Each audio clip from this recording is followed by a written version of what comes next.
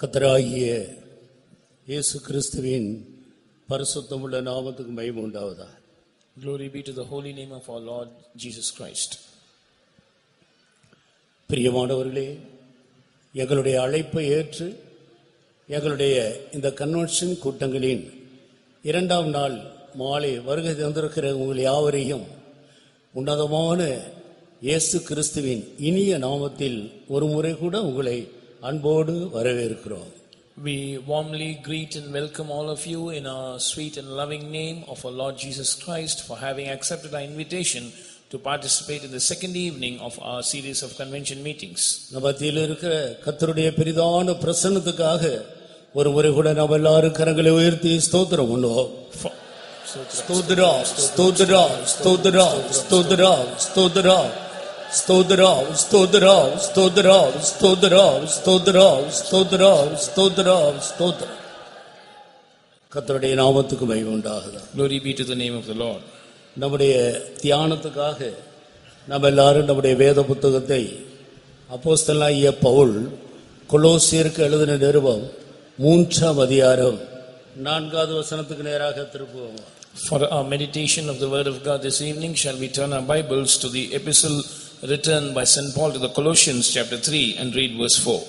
நம்முடைய ஜீவனாகிய கிறிஸ்து வெளிப்படும்போது நீங்களும் அவரோடே கூட மகிமையிலே வெளிப்படுவீர்கள்.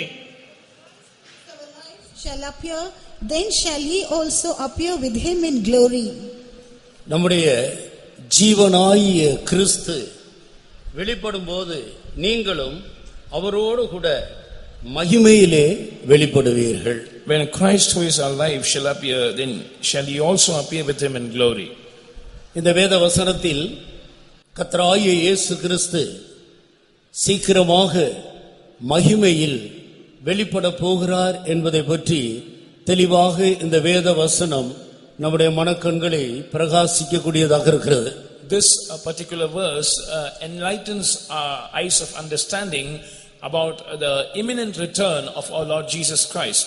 அது மாத்திரமல்ல, நீங்களும் என்று ஒரு கூட்ட ஜனத்தை பார்த்து அவரோடு கூட மகிமையிலே வெளிப்படுவீர்கள் என்று பரிசுத்த பவுல் தெளிவாக எடுத்து சொல்லுகிறார்.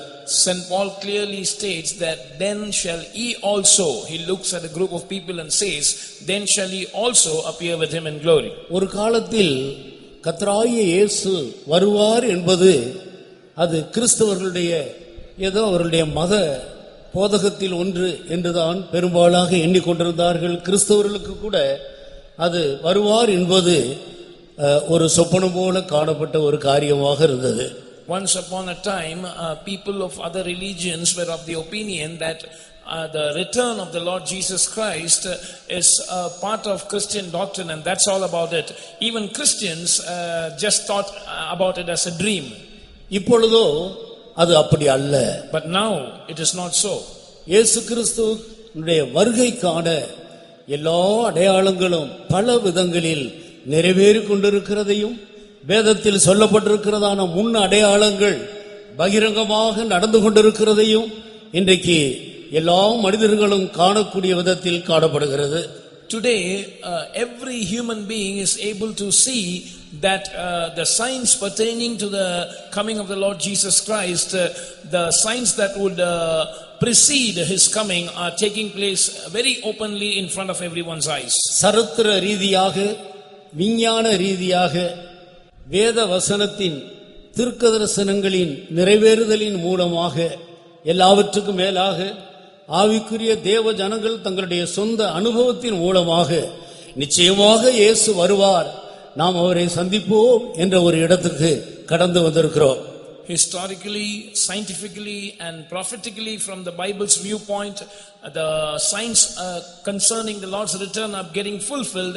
Not only that, we have come to a place where by our own experience, people of God are able to perceive that Jesus is coming soon. கர்த்தராகிய இயேசு கிறிஸ்து எப்படி பிறப்பார், பிறந்த பின்பு அவர் இந்த பூமியிலே எப்படி அவர் ஊழியம் செய்வார், என்ன செய்வார், ஜனங்கள் எப்படி அவரிடத்தில் நன்மையை பெறுவார்கள் என்பதை பற்றி எல்லாம் அவரை குறித்து முன் அறிவிக்கப்பட்ட எல்லா தீர்க்க தரிசனங்களும் ஒன்றும் தவறாமல் எல்லாம் நிறைவேறிக் கொண்டு வருகிறது.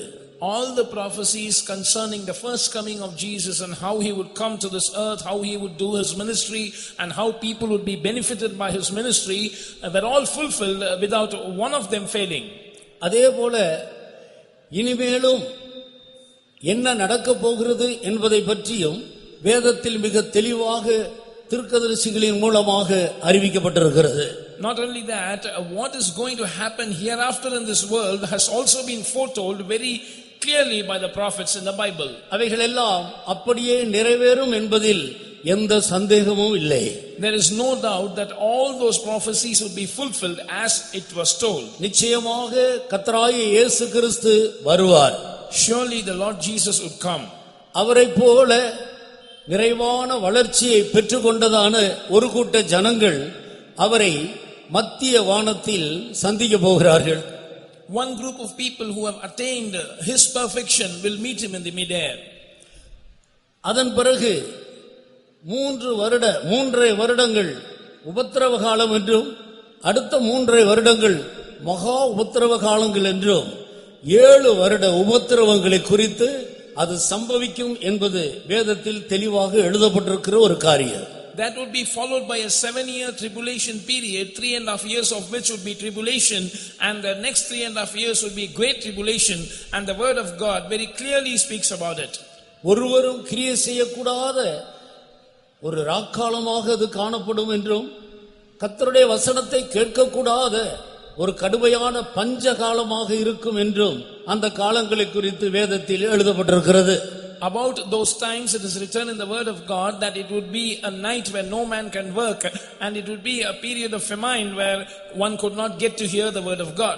கர்த்தருடைய வருகையில் எடுத்துக்கொள்ளப்படாமல் கைவிடப்பட்டதான ஜனங்கள் இதுபோல கூடி ஆராதிப்பதற்கான ஒரு வாய்ப்பும் அங்கே இருக்காது. People of God who were not caught up at the coming of the Lord and were left behind will not have any chance to gather together like this and worship during the tribulation period. அது கர்த்தருடைய வசனம் கிடைக்க கூடாத ஆவிக்குரிய ஆத்துமாவுக்கு ஒரு கடுமையான பஞ்ச காலம் என்பதை பற்றி ஆமோஸ் தீர்க்கதரிசி தெளிவாக எடுத்து சொல்லி இருக்கிறார். Amos the prophet has clearly stated that it would be a spiritual famine, a famine where the soul would be starving without spiritual food.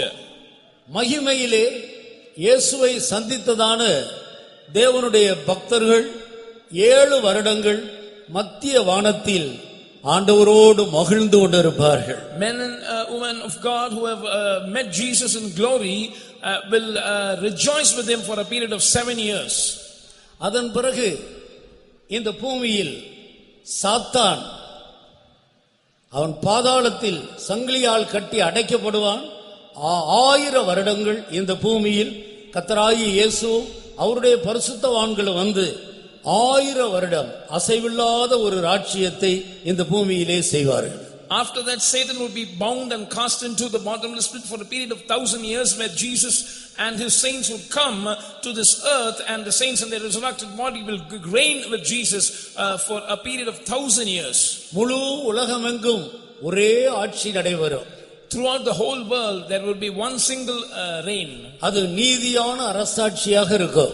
It would be a kingdom full of righteousness. கர்த்தராகிய இயேசு கிறிஸ்து எருசலேமிலே ராஜாதி ராஜாவாக அவர் வீற்றிருப்பார். The Lord Jesus Christ would be seated as the King of Kings in Jerusalem. அவருடைய பரிசுத்தவான்கள் மகிமையிலே எடுத்துக்கொள்ளப்பட்டதான தேவனுடைய ஜனங்கள் இந்த பூமியில் அவர்களுடைய ஆவிக்குரிய ஜீவியத்துக்கு ஏற்ற விதத்தில் தேவன் அவர்களை ஆங்காங்கு ராஜாக்களாக வைத்து இந்த பூமியை 1000 வருடம் அரசாளுவார். His saints, the people of God who were caught up with him in glory, according to the standard of their spiritual life that was found on this earth, the Lord would keep them in various places as kings and priests, and they would reign for a period of 1000 years. அந்த நாட்களில் தேவனுடைய பிரமாணங்களுக்கு அப்பாற்பட்ட ஒரு காரியமும் இந்த பூமியில் நடக்காது. During those days there would be nothing contrary to the law of God that would take place in this world. சண்டைகள், வழக்குகள், யுத்தங்கள், பிரிவினைகள் போன்ற பிரச்சனைகள் ஒன்றும் இந்த பூமியில் இருக்காது. There would be no fights, no quarrels, no divisions, no argument, no cases. கோர்ட்டுக்கு அலைய வேண்டிய அவசியம் இருக்காது. No need to roam seeking the court. காவல்துறைக்கு போக வேண்டிய அவசியம் இருக்காது. No need to approach the police. பூமியெங்கும் நீதியான அரசாட்சி நடைபெறும். Because throughout the whole world there would be a kingdom of justice and righteousness. அதை குறித்து ஏசாயா 11ஆம் அதிகாரம் 35ஆம் அதிகாரம் 64ஆம் அதிகாரம் இந்த இடங்களிலெல்லாம் ஏசாயாவின் மூலமாக இந்த தீர்க்கதரிசனங்கள் தெளிவாக முன்னறிவிக்கப்பட்டிருக்கிறது. About this Isaiah has clearly foretold in Isaiah chapter 11, chapter 35 and 64 chapter 64. இப்படி பல இடங்களில் அதை குறித்து வேதத்தில் தெளிவாக நம்மால் காண முடியும். We can also find about that in many other places in the Bible. அதன் பிறகு இந்த பூமியில் ஒரு பெரிய யுத்தம் நடைபெறும். 1000 வருடம் முடியும் போது ஒரு பெரிய யுத்தம் நடைபெறும். When that millennium ends, at the end of that 1000 years, there will be a great war in this earth. அதன் பிறகு ஆண்டவர் இந்த பூமியையும் வானத்தையும் எல்லாவற்றையும் ஒழித்து விடுவார். புதிய வானம், புதிய பூமி, புதிய எருசலேம் என்றதான வரப்போகிறதான நித்திய ராஜ்யங்கள், அசைவில்லாத ராஜ்யங்கள் ஸ்தாபிக்கப்படும். After that war, the Lord would put an end to all this earth and heavens, and there would be a new earth, a new heaven, a new Jerusalem, unshakable kingdoms that will exist forever, for eternity. அந்த ராஜ்யத்துக்கு முடிவு இருக்காது. There would be no end for that kingdom. அந்த ராஜ்யம் நித்திய ராஜ்யம் என்று அழைக்கப்படுகிறது. That kingdom is called an eternal kingdom.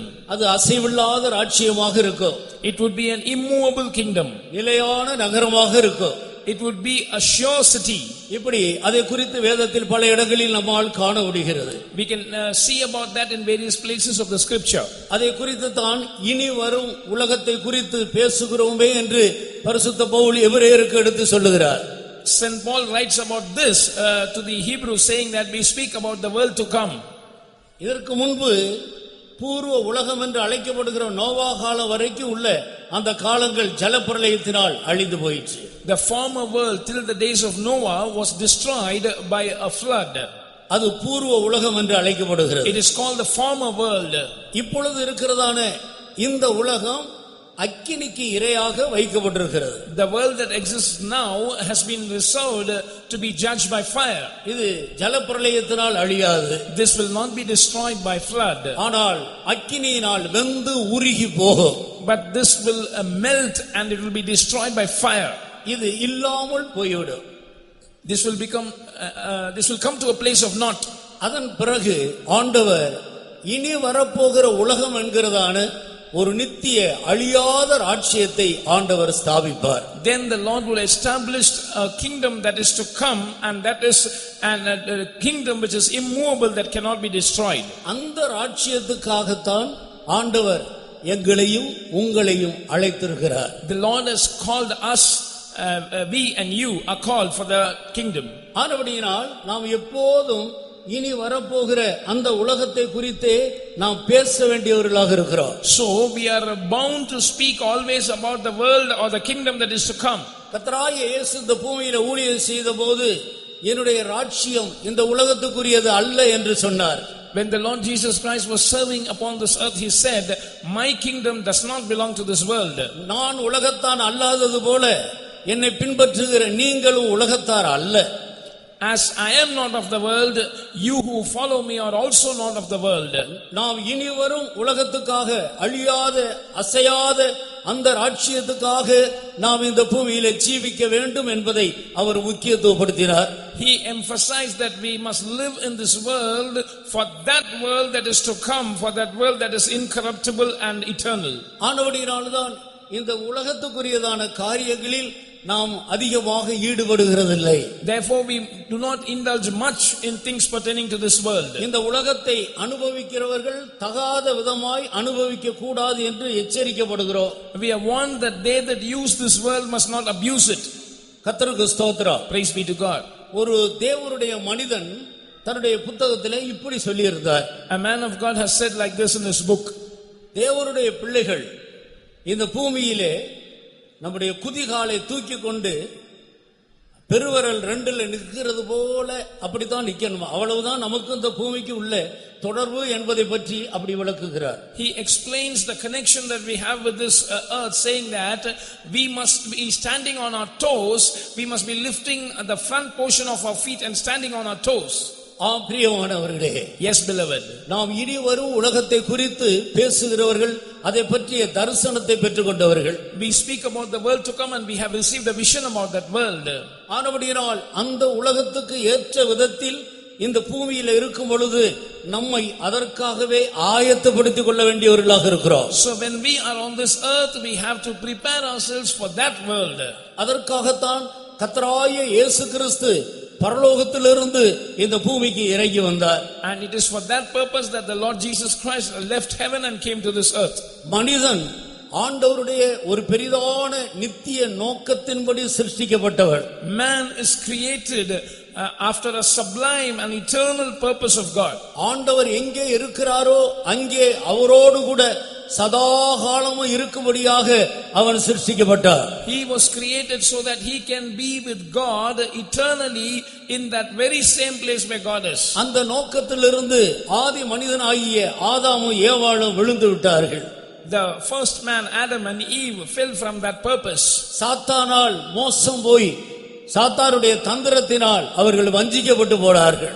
They were deceived by the devil and they were deceived by the cunningness of the devil. அது முதற்கொண்டு ஆதாமும் ஏவாளும் பெற்றெடுத்த சந்ததி எல்லாம் ஒரு கெட்டு போன பாவ சந்ததியாகவே இந்த பூமியில் பிறந்து பழுகி பெருகி நோவா காலத்தில் முழு பூமி எங்கும் ஜனங்கள் நிறைந்திருந்தார்கள். Thereafter the generations that Adam and Eve begat were a sinful generation, and finally in the days of Noah this sinful generation had filled the world. இப்படிப்பட்டதான அந்த ஜனங்களை ஆண்டவர் இனி பூமியானது தேவனுக்கு முன்பாக அது சீர்கெட்டு போயிற்று, மனிதர்கள் ஏகமாய் கெட்டு போனார்கள் என்று சொல்லி ஆண்டவர் அந்த சந்ததியை ஜலப்பிரளயத்தினால் அழித்தார். So the Lord saw that the wickedness of man was great, and he was grieved that they were very wicked, and so he destroyed them by a flood. அதுதான் முதலாவது இந்த பூமியிலே மழை பெய்த சந்தர்ப்பமாக இருந்தது. That flood was the first instance when it rained on the earth. வானத்தின் மதகுகள் திறக்கப்பட்டது.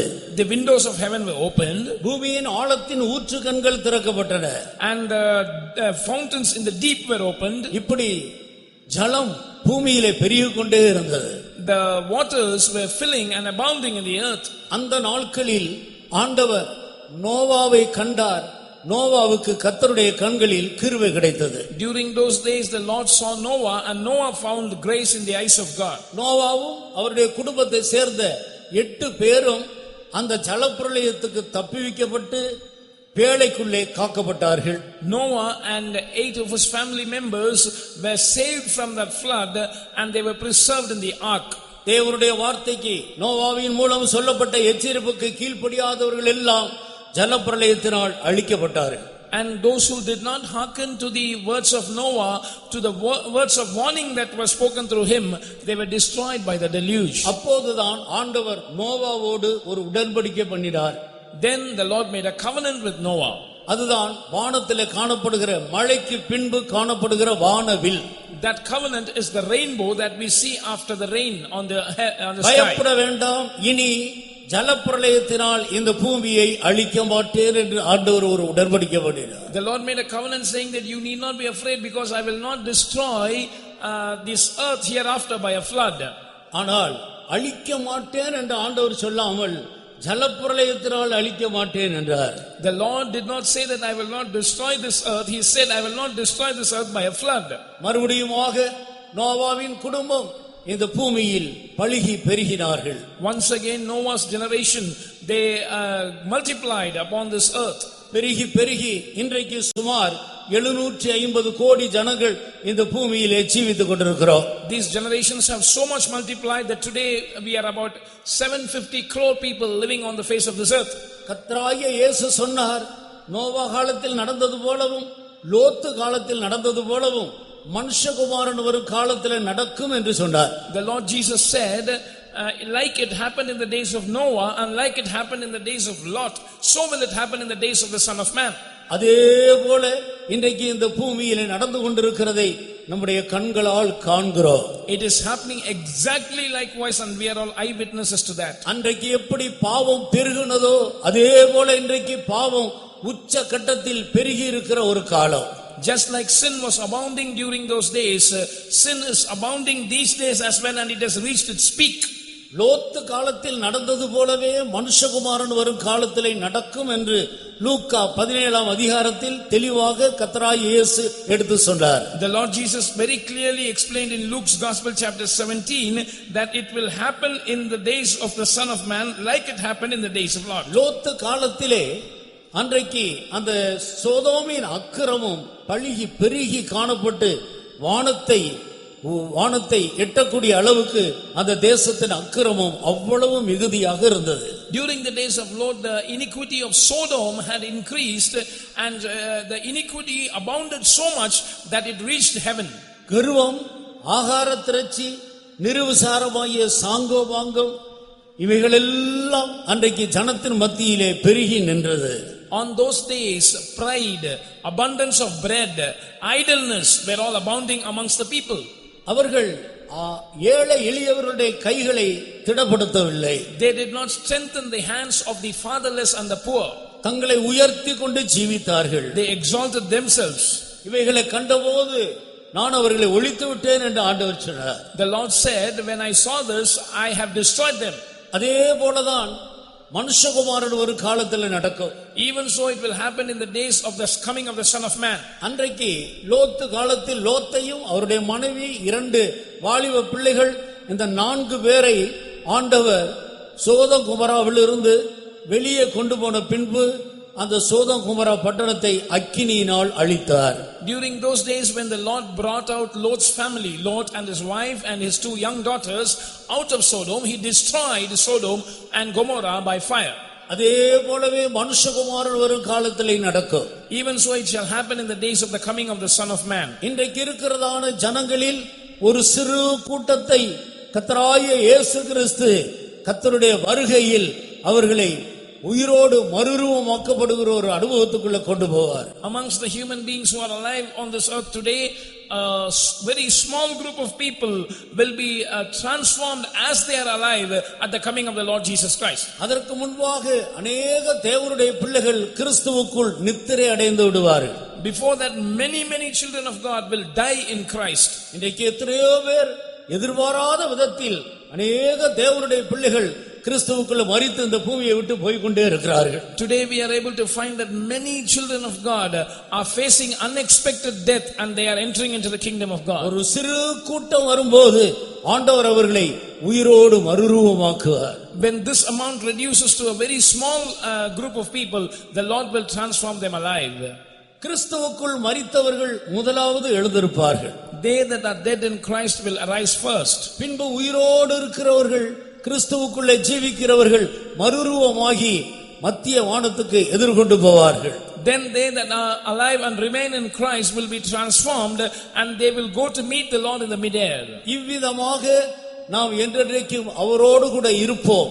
இந்த வார்த்தைகளினால் நீங்கள் ஒருவரை ஒருவர் தேற்றுங்கள் என்று பரிசுத்த பவுல் தெசலோனியருக்கு வேறொரு விதத்தில் இந்த காரியத்தை எடுத்து சொல்லுகிறார். St. Paul writes to the Thessalonians in another angle saying that so shall ever we be with the Lord, and by these words comfort ye one another. 1 தெசலோனிக்கேயர் 4ஆம் அதிகாரம் 16-17 வசனத்தை வாசிக்கலாம். Shall we read from 1 Thessalonians chapter 4 verses 16 and 17.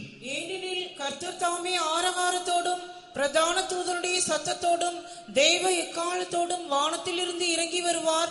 அப்பொழுது கிறிஸ்துவுக்குள் மரித்தவர்கள் முதலாவது எழுந்திருப்பார்கள். பின்பு உயிரோடு இருக்கும் நாமும் கர்த்தருக்கு எதிர்கொண்டு போக வேகங்கள் மேல் அவர்களோட கூட ஆகாயத்தில் எடுத்துக்கொள்ளப்பட்டு இவ்விதமாய் எப்பொழுதும் கர்த்தருடனே கூட இருப்போம். The Lord himself shall descend from heaven with a shout, with the voice of the archangel, and with the trump of God, and the dead in Christ shall rise first. Then we which are alive and remain shall be caught up together with him in the clouds to meet the Lord in the air, and so shall we ever be with the Lord. இவ்விதமாக எப்போது கர்த்தருடனே கூட இருப்போம். So shall we ever be with the Lord. எப்போதும் கர்த்தருடனே கூட இருப்போம். We shall ever be with the Lord. அதன் பிறகு வேறொரு சம்பவம் நடக்கிறது இல்லை, என்றென்றைக்கும் ஆண்டவரோடு கூட இருப்போம். There is no event to follow after that. We shall be ever with the Lord. இந்த வார்த்தையினால் நீங்கள் ஒருவரை ஒருவர் தேற்றுங்கள் என்று தெளிவாக எழுதப்பட்டிருக்கிறதை நான் வாசிக்கிறோம். We read very clearly, it is written, wherefore comfort one another with these words. பிரியமானவர்களே, இப்படி ஒருவரை ஒருவர் தேற்றிக்கொண்டு ஜீவிக்கக்கூடிய ஒரு கடைசி நேரத்தில் நான் வந்திருக்கிறோம். We have come to the final moments of time whereby we have to exhort or comfort one another with these words. இந்த காலம் கடைசி காலம். These are the end times. வெகு சீக்கிரத்திலே ஆண்டவர் மகிமையிலே வெளிப்பட போகிற காலம். Very soon the Lord is going to appear in glory, and it is such a time. வேதத்தில் மகிமை மகிமை என்ற வார்த்தை பல இடங்களிலே எழுதப்பட்டிருக்கிறது. The word glory is mentioned in various places in the word of God. மோசே ஆண்டவரே உம்முடைய மகிமையை காண வேண்டும் என்று ஆண்டவரிடத்தில் கேட்டார். Moses besought the Lord to see his glory. தாவீது ராஜா கர்த்தரிடத்தில் ஒன்றை நான் கேட்டேன், அதையே நாடுவேன், உம்முடைய மகிமையை நான் காண வேண்டும். David the king said, one thing have I asked of the Lord, and that will I seek after, I should behold his glory. நீங்கள் நம்முடைய கர்த்தராகிய இயேசு கிறிஸ்துவின் மகிமையை அடையும் பொருட்டு எங்கள் சுவிசேஷத்தினால் அந்த இரட்சிப்புக்கு அவர் உங்களை அழைத்தார் என்று பரிசுத்த பவுல் தெசலோனிக்கேயருக்கு சொல்லுகிறார். St. Paul writes to the Thessalonians that the Lord has called you to that salvation by our gospel, so that you might obtain the glory of the Lord Jesus Christ. இந்த மகிமை என்ற வார்த்தைக்கு அர்த்தம் என்ன?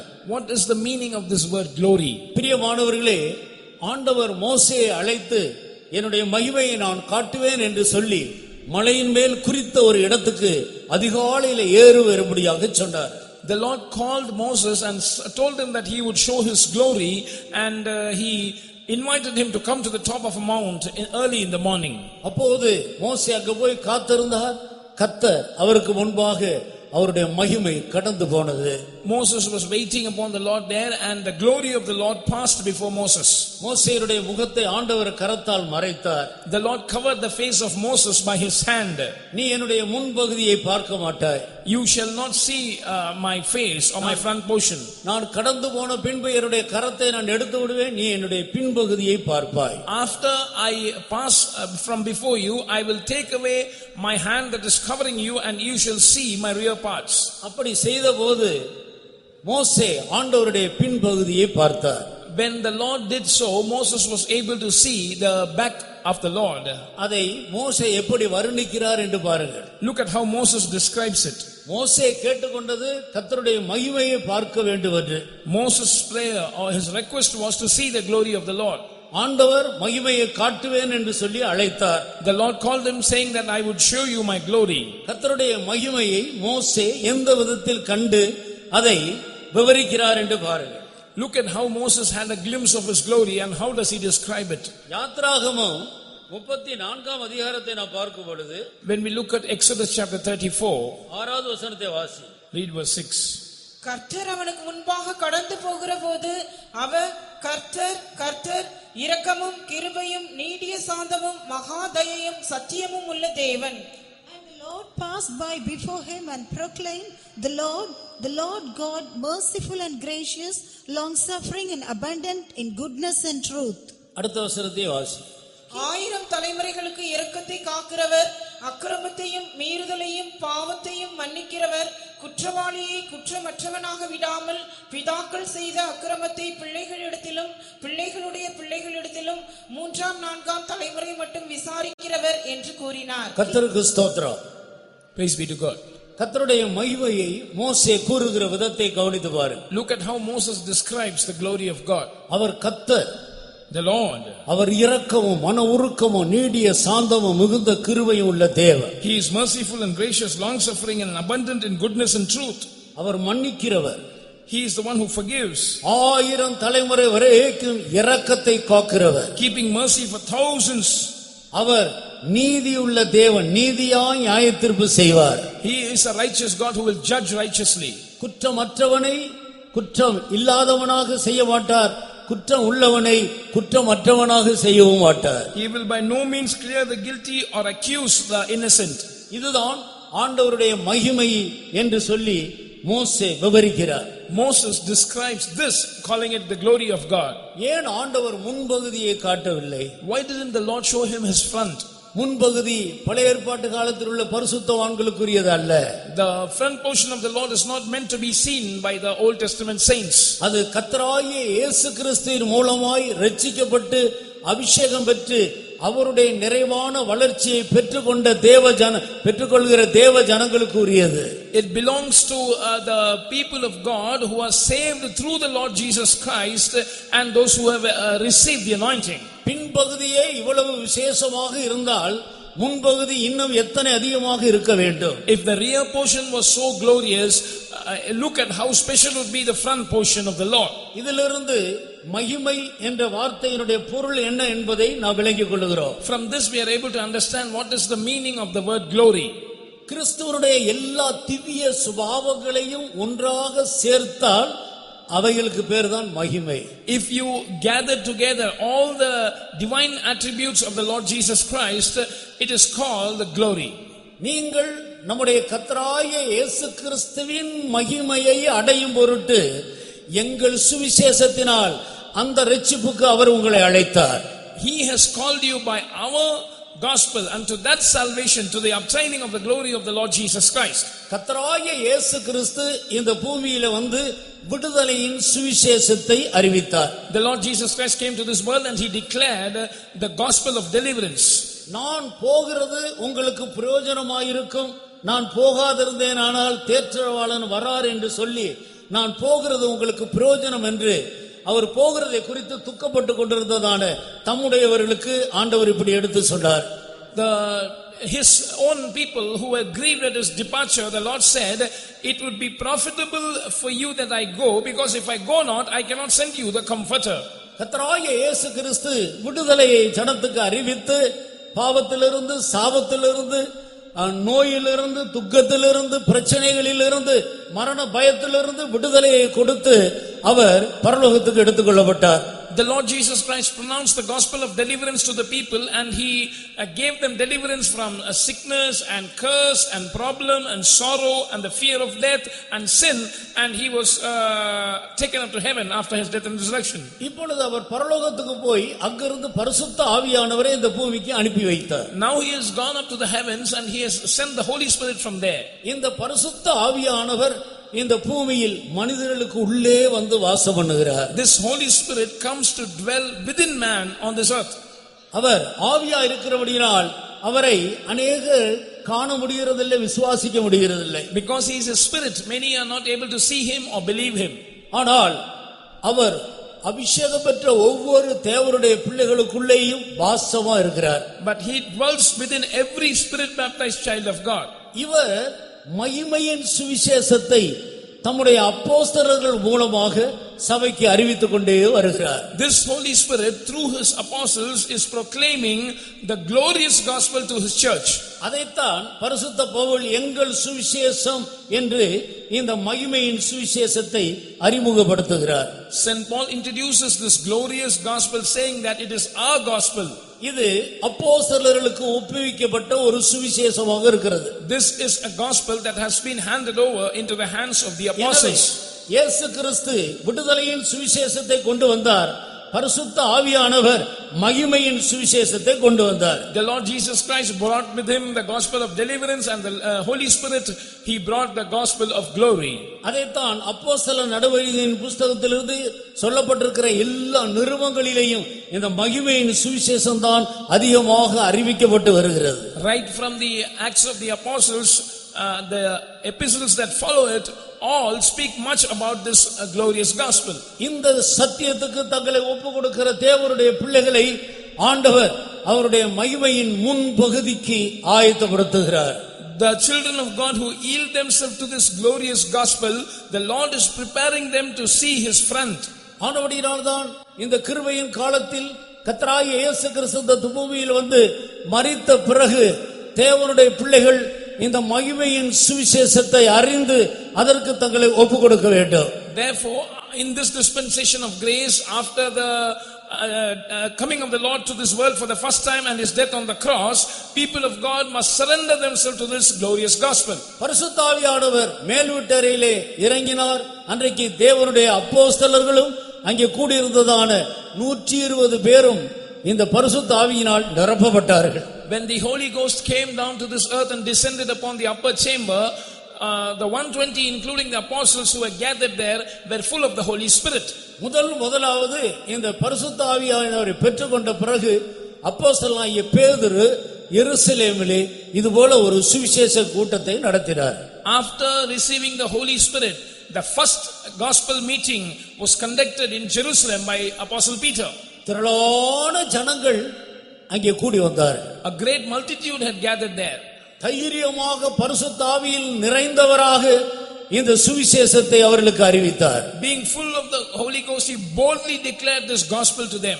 சத்தியத்தை கேட்ட ஜனங்கள் ஏறக்குறைய 3000 பேர் இருதயத்தில் குத்தப்பட்டவர்களாகி நாங்கள் என்ன செய்ய வேண்டும் என்று வந்து கேட்டார்கள். Those who heard the truth, almost 3000 of them were pricked in their hearts and they came forward and asked, "Brethren, what shall we do?" இயேசு கிறிஸ்துவை கொலை செய்தது நாங்கள்தான். It is true that we are the ones who are guilty of the Lord's death. எங்களுடைய பாவங்களின் நிமித்தம்தான் அவர் கல்வாரியில் மரித்தார். He died on Calvary because of our sins. ஆனபடியால் நாங்கள் அதை உணர்கிறோம். We realize that. நாங்கள் தான் குற்றவாளிகள். We are guilty. நாங்கள் என்ன செய்ய வேண்டும்? What should we do now? அப்பொழுதுதான் அப்போஸ்தலனாகிய பேதுரு அவர்கள் நடக்க வேண்டிய வழியை தெளிவாக எடுத்து சொல்லுகிறார். So Saint Peter clearly describes what they must do, the way that they must walk thereafter. அதை அப்போஸ்தலர் நடவடிக்கையின் புத்தகம் 2ஆம் அதிகாரம் 37வது வசனத்திலிருந்து நான் படிக்க முடியும். We can read about that from Acts chapter 2 verses 37 onwards. நீங்கள் ஒவ்வொருவரும் மனம் திரும்பி பாவ மன்னிப்புக்கென்று ஞானஸ்நானம் பெற்றுக்கொள்ளுங்கள். Repent ye therefore every one of you and receive baptism for the forgiveness of sin in the name of the Lord Jesus Christ. அதன் பிறகு பரிசுத்த ஆவியுடைய வரத்தை நீங்கள் பெறுவீர்கள். Then ye shall receive the gift of the Holy Ghost. அதன் பிறகு அப்போஸ்தலருடைய உபதேசத்திலும் அந்யோன்யத்திலும் அப்பம்புக்குதலிலும் ஜெபம் பண்ணுவதிலும் நீங்கள் உறுதியாய் அங்கே தரித்திருக்க வேண்டும். After that you must continue steadfastly in the apostles' doctrine and fellowship and in breaking of bread and in prayers. அதனுடைய அர்த்தம் என்ன? What is the meaning of this? நீங்கள் கிறிஸ்து இயேசுவின் மகிமையை பெற்றுக்கொள்ளும்படியாக இந்த அனுபவத்தில் நீங்கள் அப்போஸ்தலர்களோடு தரித்திருக்க வேண்டும். For you to receive the glory of the Lord Jesus Christ, you must abide in this experience along with the apostles. பிரியமானவர்களே, Yes, beloved ones. நாம் கர்த்தராகிய இயேசு கிறிஸ்துவின் மகிமையை பெற்றுக்கொள்ளும்படி அழைக்கப்பட்டிருக்கிறோம். We have been called to receive the glory of the Lord Jesus. இந்த அழைப்பை பெற்றுக்கொண்ட நாம் இந்த பூமியில் எப்படி நடக்க வேண்டும் என்பதை பற்றி வேதம் மிக தெளிவாக நமக்கு போதிக்கிறது. The word of God clearly exhorts us as to how we should live after having received this calling. குறிப்பாக ஆண்டவரோடு கூட இசைந்து வாழக்கூடிய ஒரு வாழ்க்கையை குறித்து வேதத்தில் நாம் படிக்கிறோம். In particular, the word of God speaks about an experience, a life of living in synchronization with the Lord. மனிதன் யுகமாக தேவனோடு ஒன்றாக பரலோகத்தில் வாழும்படி சிருஷ்டிக்கப்பட்டவன். Man was created to live together with God for ages to ages, eternally with God where he is. எப்படி ஒன்றா இருக்க வேண்டும்? How should he be one? பிதாவே, நான் ஒன்றா இருக்கிறது போல இவர்கள் எல்லாரும் ஒன்றா இருக்க வேண்டும். Jesus said, Father, as we are one, they all must be one. அதன் பிறகு இவர்கள் எல்லாரும் நம்மிலே ஒன்றா இருக்க வேண்டும். Then they all must be one in us. நீர் என்னிலேயே நான் உம்மிலே இருக்கிறது போல இவர்கள் எல்லாரும் நம்மில் ஒன்றா இருக்க வேண்டும். As I am in you and you in me, they all must be one in us. எந்த அளவுக்கு மனிதன் தேவனோடு ஒன்றா இருக்கும்படி அழைக்கப்பட்டிருக்கிறான், அவன் எதற்காக சிருஷ்டிக்கப்பட்டிருக்கிறான் என்பதை இந்த வேத வசனத்திலிருந்து நாம் விளங்கிக் கொள்ளுகிறோம். Through this scripture passage we are clearly able to understand why man has been created and what is the purpose with which he was created. யோவான் எழுதின சுவிசேஷம் 14ஆம் அதிகாரம் 20வது வசனத்திலேயும் யோவான் எழுதின சுவிசேஷம் 16ஆம் அதிகாரத்திலேயும் அதை குறித்து நாம் தெளிவாக 17ஆம் அதிகாரத்திலே கூட நாம் படிக்கிறோம். In John's Gospel chapter 14 and verse 20 and also in chapter 16 and 17 we are able to study about this in detail. வானமும் பூமியும் ஒழிந்து போனாலும் இந்த வேதத்தில் உள்ள தேவனுடைய வார்த்தையின் ஒரு உறுப்பு கூட ஒழியாது, அது அப்படியே நிறைவேறும். Though heaven and earth might pass away, not a jot or a tittle of this word of God will pass away without being fulfilled. It will come to pass as it was told. யோவான் சுவிசேஷம் 14ஆம் அதிகாரம் 20வது வசனத்தை வாசி. Read John's Gospel chapter 14 and verse 20. நான் என் பிதாவிலும் நீங்கள் என்னிலும் நான் உங்களிலும் இருக்கிறதை அந்நாளிலே நீங்கள் அறிவீர்கள். At that day ye shall know that I am in my Father, and ye in me, and I in you. எல்லா தேவனுடைய பிள்ளைகளும் சற்று தங்களுடைய கவனத்தை இந்த வேத வசனத்துக்கு நேராக சரியான விதத்தில் திருப்புவோமாக. All children of God, let us turn our attention properly towards this word of God. நான் என் பிதாவிலும் நீங்கள் என்னிலேயும் நான் உங்களிலேயும் இருக்கிறதை அந்நாளிலே நீங்கள் அறிவீர்கள். At that day ye shall know that I am in my Father, and ye in me, and I in you. இது பரிசுத்த ஆவியை ஒரு மனிதன் பெற்றுக்கொள்ளுகிறதான நாளாக இருக்கிறது. This is the day when a man receives the Holy Spirit. நான் என் பிதாவிலும் நீங்கள் என்னிலேயும் நான் உங்களிலேயும் இருக்கிறதை அந்நாளிலே அறிவீர்கள். At that day ye shall know that I am in my Father, and ye in me, and I in you. இதெல்லாம் ஆவியிலே நடக்கிற காரியமாக இருக்கிறது. These are all experiences that take place in the spirit. புறம்பாக காண்கிற மனிதர்களுக்கு நாம் ஒரு மனிதனாக இருக்கிற ஒன்றுதான் தெரியுமே தவிர, கர்த்தராகிய இயேசு கிறிஸ்து பிதாவிலேயும் இயேசு கிறிஸ்து நம்மிலேயும் நாம் இயேசு கிறிஸ்துவுக்குள்ளே பிதாவுக்குள்ளே மறைந்திருக்கிறதையும் இந்த உலகம் காணாது.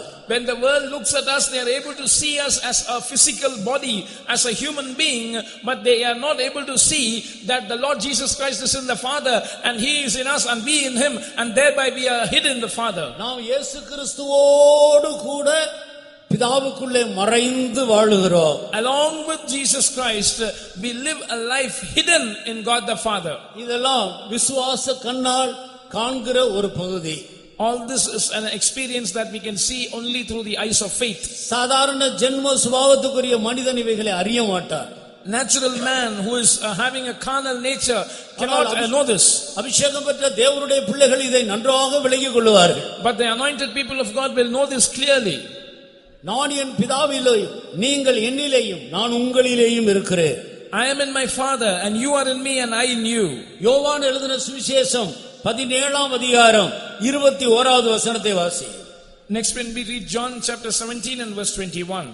அவர்கள் எல்லாரும் ஒன்றாயிருக்கவும் பிதாவே நீர் என்னை அனுப்பினதை உலகம் விசுவாசிக்கிறதற்காக நீர் என்னிலேயும் நான் உம்மிலேயும் இருக்கிறது போல அவர்கள் எல்லாரும் நம்மில் ஒன்றாயிருக்கவும் வேண்டிக் கொள்ளுகிறேன். That they all may be one, as thou, Father, art in me, and I in thee, that they also may be one in us, that the world may believe that thou hast sent me. இவர்கள் எல்லாரும் ஒன்றாய் இருக்க வேண்டும். They all must be one. யாரை குறித்து சொல்லுகிறார்? Looking at whom does he say this? கர்த்தருடைய ஊழியர்களை அப்போஸ்தலர்களை பார்த்து சொல்லுகிறார். Looking at the apostles, the servants of God, he tells that இவர்கள் எல்லாரும் ஒன்றாய் இருக்க வேண்டும். they all must be one. இவர்கள் எல்லாரும் ஒன்றாய் இருக்க வேண்டும். They all must be one. இவர்களுக்காக மட்டும் நான் வேண்டிக் கொள்ளாமல் இவர்கள் மூலமாக உம்முடைய வார்த்தையை விசுவாசிக்கிற விசுவாசிகளுக்காகவும் நான் வேண்டிக் கொள்ளுகிறேன். And I pray not only for them but also for them who believe your words through them. நாம் எப்படி ஒன்றாய் இருக்கிறோமோ அப்படியே இவர்கள் எல்லாரும் ஒன்றாய் இருக்க வேண்டும்.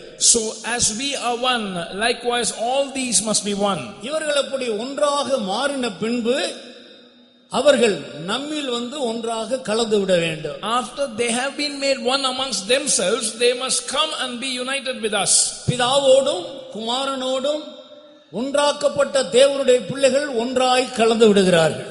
The children of God who have been united, they are made one with God the Father and God the Son. அதற்காக நான் என்ன செய்தேன்? For that what have I done? நீர் எனக்கு தந்த மகிமையை நான் அவர்களுக்கு கொடுக்கிறேன். And the glory which thou gavest me I have given them. அப்படியானால் நாம் எப்படி ஒன்றாக்கப்பட முடியும்? If that be so, how can we be made one? பிறகு நாம் எல்லாரும் சேர்ந்து எப்படி ஆண்டவரோடு ஒன்றாக கலக்க முடியும்? After that, how can we be united with God? அதற்கு தான் நாம் கிறிஸ்துவின் மகிமையை பெற்றுக்கொள்ள வேண்டும். For that we must receive the glory of Christ. நீர் எனக்கு தந்த மகிமையை நான் அவர்களுக்கு கொடுத்தேன். The glory which you gave me I have given them. நீர் எனக்கு தந்த அந்த நல்ல சுபாவங்களை நான் அவர்களுக்கு கொடுத்தேன். The good characters which you gave me, I have given them. இந்த சுபாவங்கள் எப்படி நமக்குள்ள உருவாக்கப்படுகிறது? How are these characters formed in us? மகிமையின் ஆவியாகிய பரிசுத்த ஆவியின் மூலமாக இது நமக்குள்ள நடக்கிற ஒரு காரியமாக இருக்கிறது. This is an experience that is wrought in us by the Spirit of glory, which is the Holy Spirit. பரிசுத்த ஆவியானவருக்கு பல பெயர்கள் உண்டு.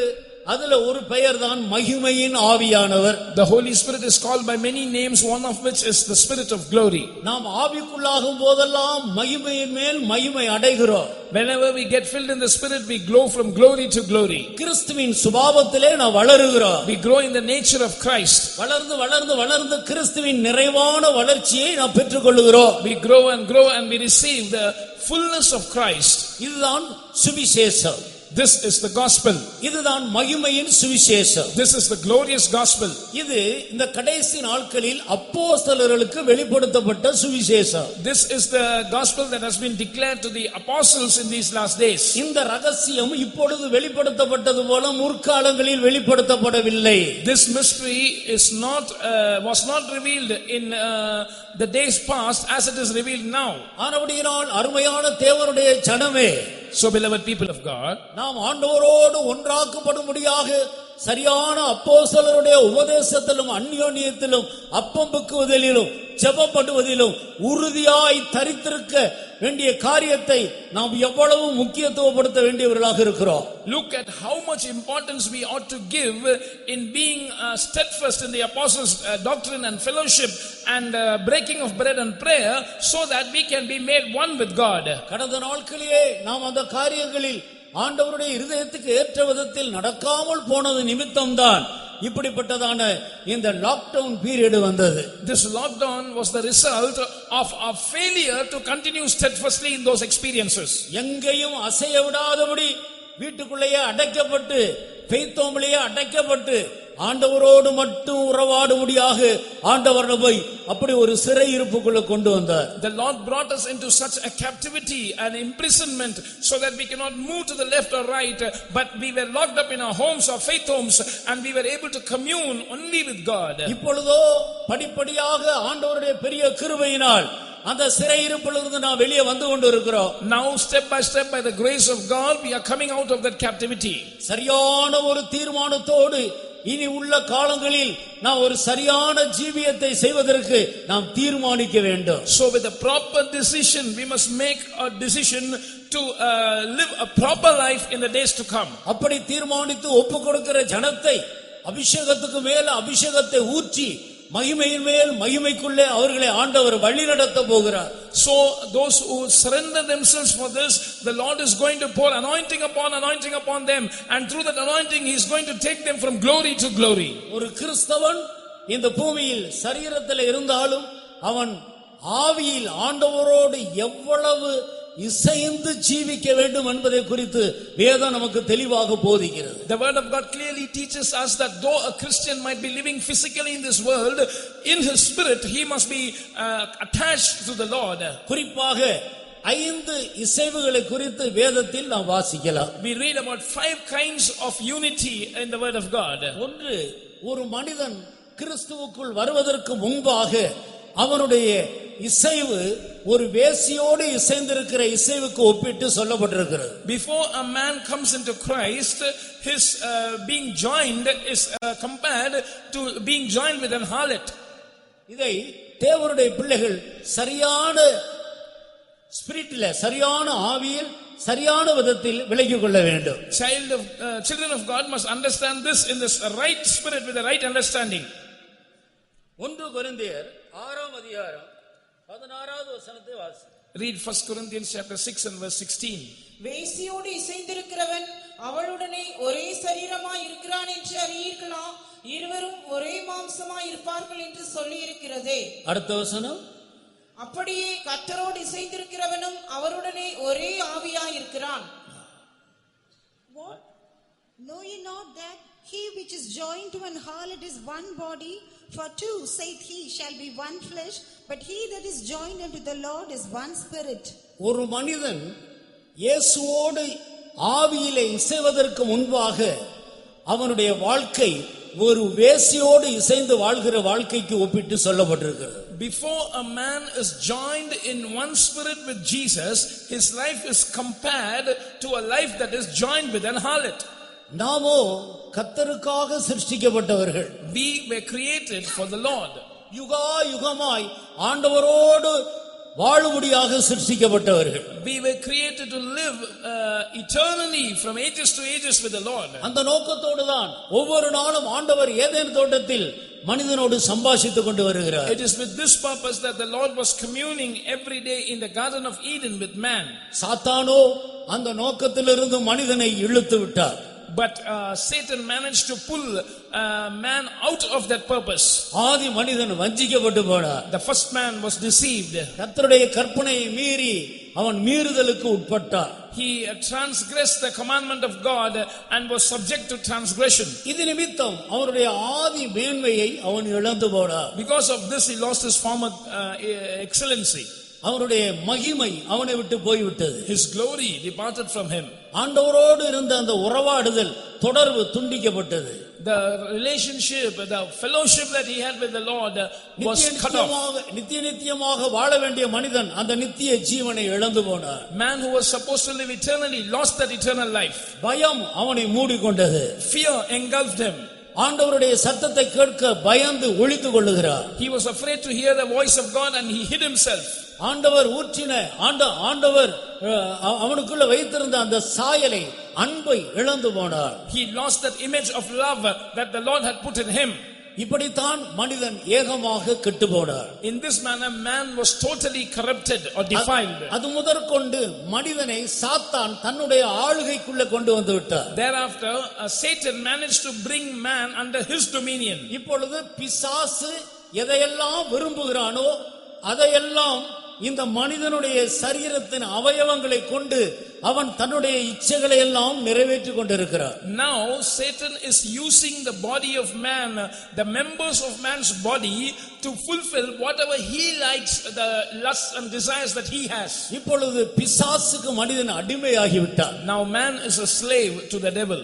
அவன் முழுவதும் சொந்த விருப்பத்தின்படி நடக்கிறவனாக மாறிவிட்டார். He has become a person who is completely walking after his own will. மனதும் மாமிசமும் விரும்புகிற எல்லாவற்றையும் அவன் செய்கிறவனாகி விட்டார். He is become one who is fulfilling all that his mind and flesh desire. இந்த சுயம் என்பது முழுவதும் சாத்தானுடைய தூண்டுதலாக இருக்கிறது.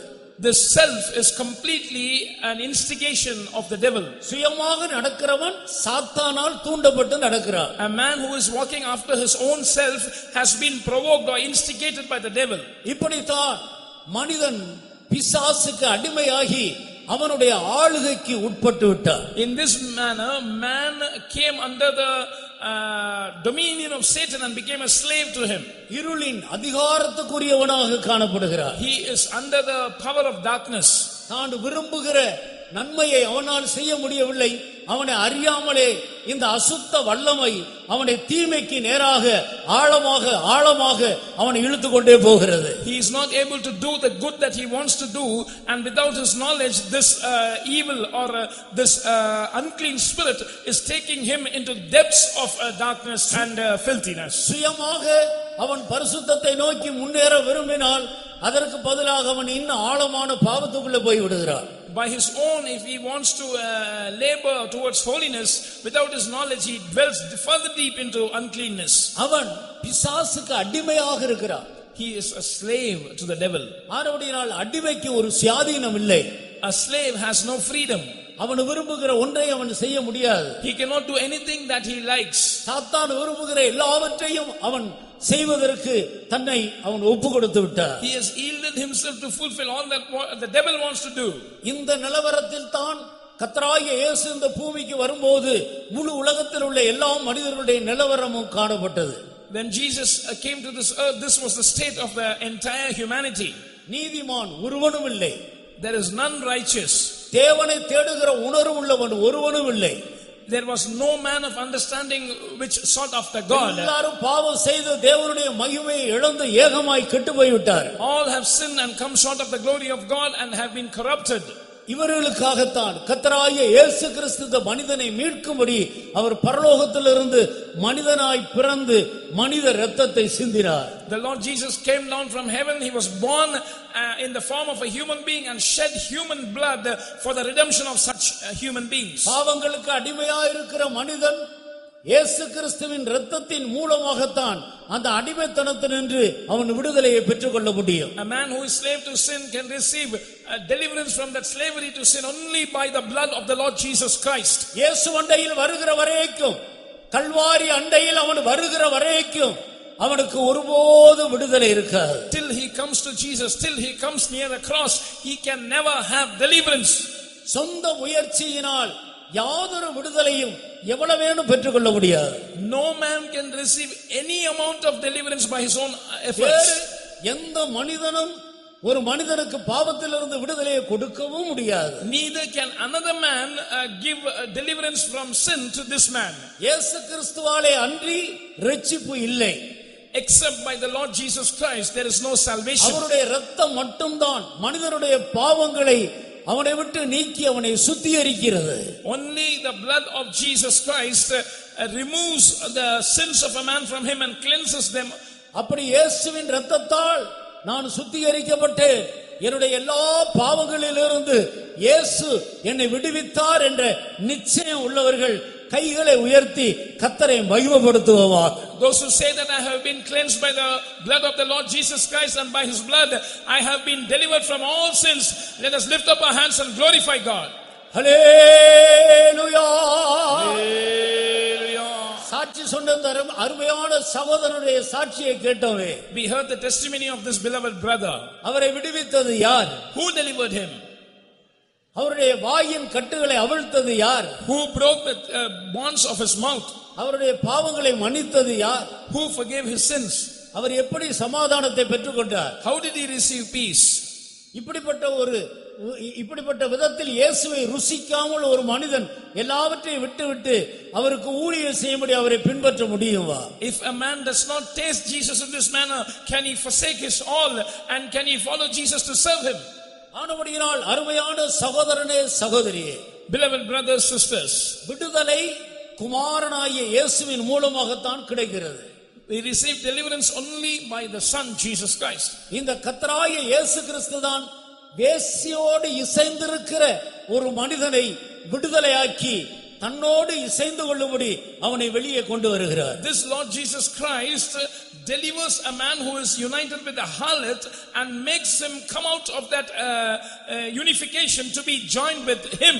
யாக்கோப்பு நிருபக்காரர் ஜனத்துக்கு நிருபத்தை எழுதும்போது, விபச்சாரரே விபச்சாரிகளே கேளுங்கள், உலக சிநேகம் தேவனுக்கு விரோதமான பகை என்று உலகத்தை நேசிக்கிறவர்களை எப்படிப்பட்ட ஒரு கடுமையான பெயரிட்டு சொல்லுகிறார் என்று பாருங்கள். Look at how James the apostle chides those who love the world by calling them adulterers and adulteresses. கண்களின் இச்சை, மாமிசத்தின் இச்சை, ஜீவனத்தின் பெருமை, இவைகளெல்லாம் சேர்ந்துதான் உலகம் என்று அழைக்கப்படுகிறது. The lust of eyes, the lust of the flesh and the pride of life together are called the world. இந்த உலகத்தை சிநேகிக்கிறவர்களை வேதம் விபச்சாரருக்கு விபச்சாரிக்கு ஒப்பிட்டு சொல்லுகிறது. Those who love this world, the word of God compares them to adulterers and adulteresses. இயேசுவை நேசிக்காமல் வேறு எதை நேசித்தாலும் நம்முடைய நேசம் இப்படிப்பட்ட ஒரு நேசத்துக்கு ஒப்பானதாகவே இருக்கிறது என்று வேதம் தெளிவாக சுட்டி காட்டுகிறது. If we do not love the Lord Jesus Christ and if we love other things, our love is like this. The word of God clearly pinpoints that. உலக ஆடம்பரம் நமக்கு அவசியம் இல்லை. We do not need the pomp of this world. பாவ இன்பம் நமக்கு அவசியம் இல்லை. We do not need the pleasures of sin. மாமிச சந்தோஷம் நமக்கு அவசியம் இல்லை. We do not need the gratifications of the flesh. இவைகள் எல்லாமே சாத்தானுடைய தூண்டுதலால் வருகிறது. Everything comes by the provocation of the devil. இப்படித்தான் நம்முடைய அவயவங்கள் அடிமையாய் போனது. In this manner our members became slaves. இப்பொழுது இயேசு கிறிஸ்து தன்னுடைய இரத்தத்தின் வல்லமையினால் இந்த அடிமைத்தனத்தினின்று விடுவிக்கிறார். Now by the power of his blood the Lord Jesus sets us free from this slavery. எத்தனை பேருக்கு என் பாவத்திலிருந்து சரியான ஒரு விடுதலை எனக்கு வேண்டும், மெய்யான விடுதலை வேண்டும் என்று விரும்புகிறோம்? How many of us really want a deliverance from our sins, a true deliverance? மெய்யான விடுதலை இயேசு கிறிஸ்துவை தவிர வேறு யாரும் கொடுக்க முடியாது. No man can give a true deliverance except the Lord Jesus Christ. இயேசுவின் தாயாகிய மரியாள் கூட மனிதனுடைய பாவங்களை மன்னிக்க அவர்களுக்கு அதிகாரம் இல்லை. Even the mother of Jesus, Mary, does not have the authority to forgive sins of man. எந்த புண்ணியர்களும் கூட மனிதனுடைய பாவத்தை மன்னிக்க முடியாது. No saints can forgive the sins of man.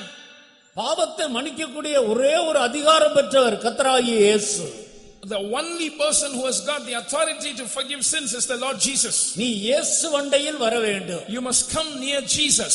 நமக்காக கல்வாரியில் மரித்த இயேசு கிறிஸ்து அண்டையிலே நீ வர வேண்டும். You must come near the Lord Jesus Christ who died for us on the cross of Calvary. அவர்தான் நம்முடைய பாவங்களை சுமந்தவர். He is the one who carried our sins.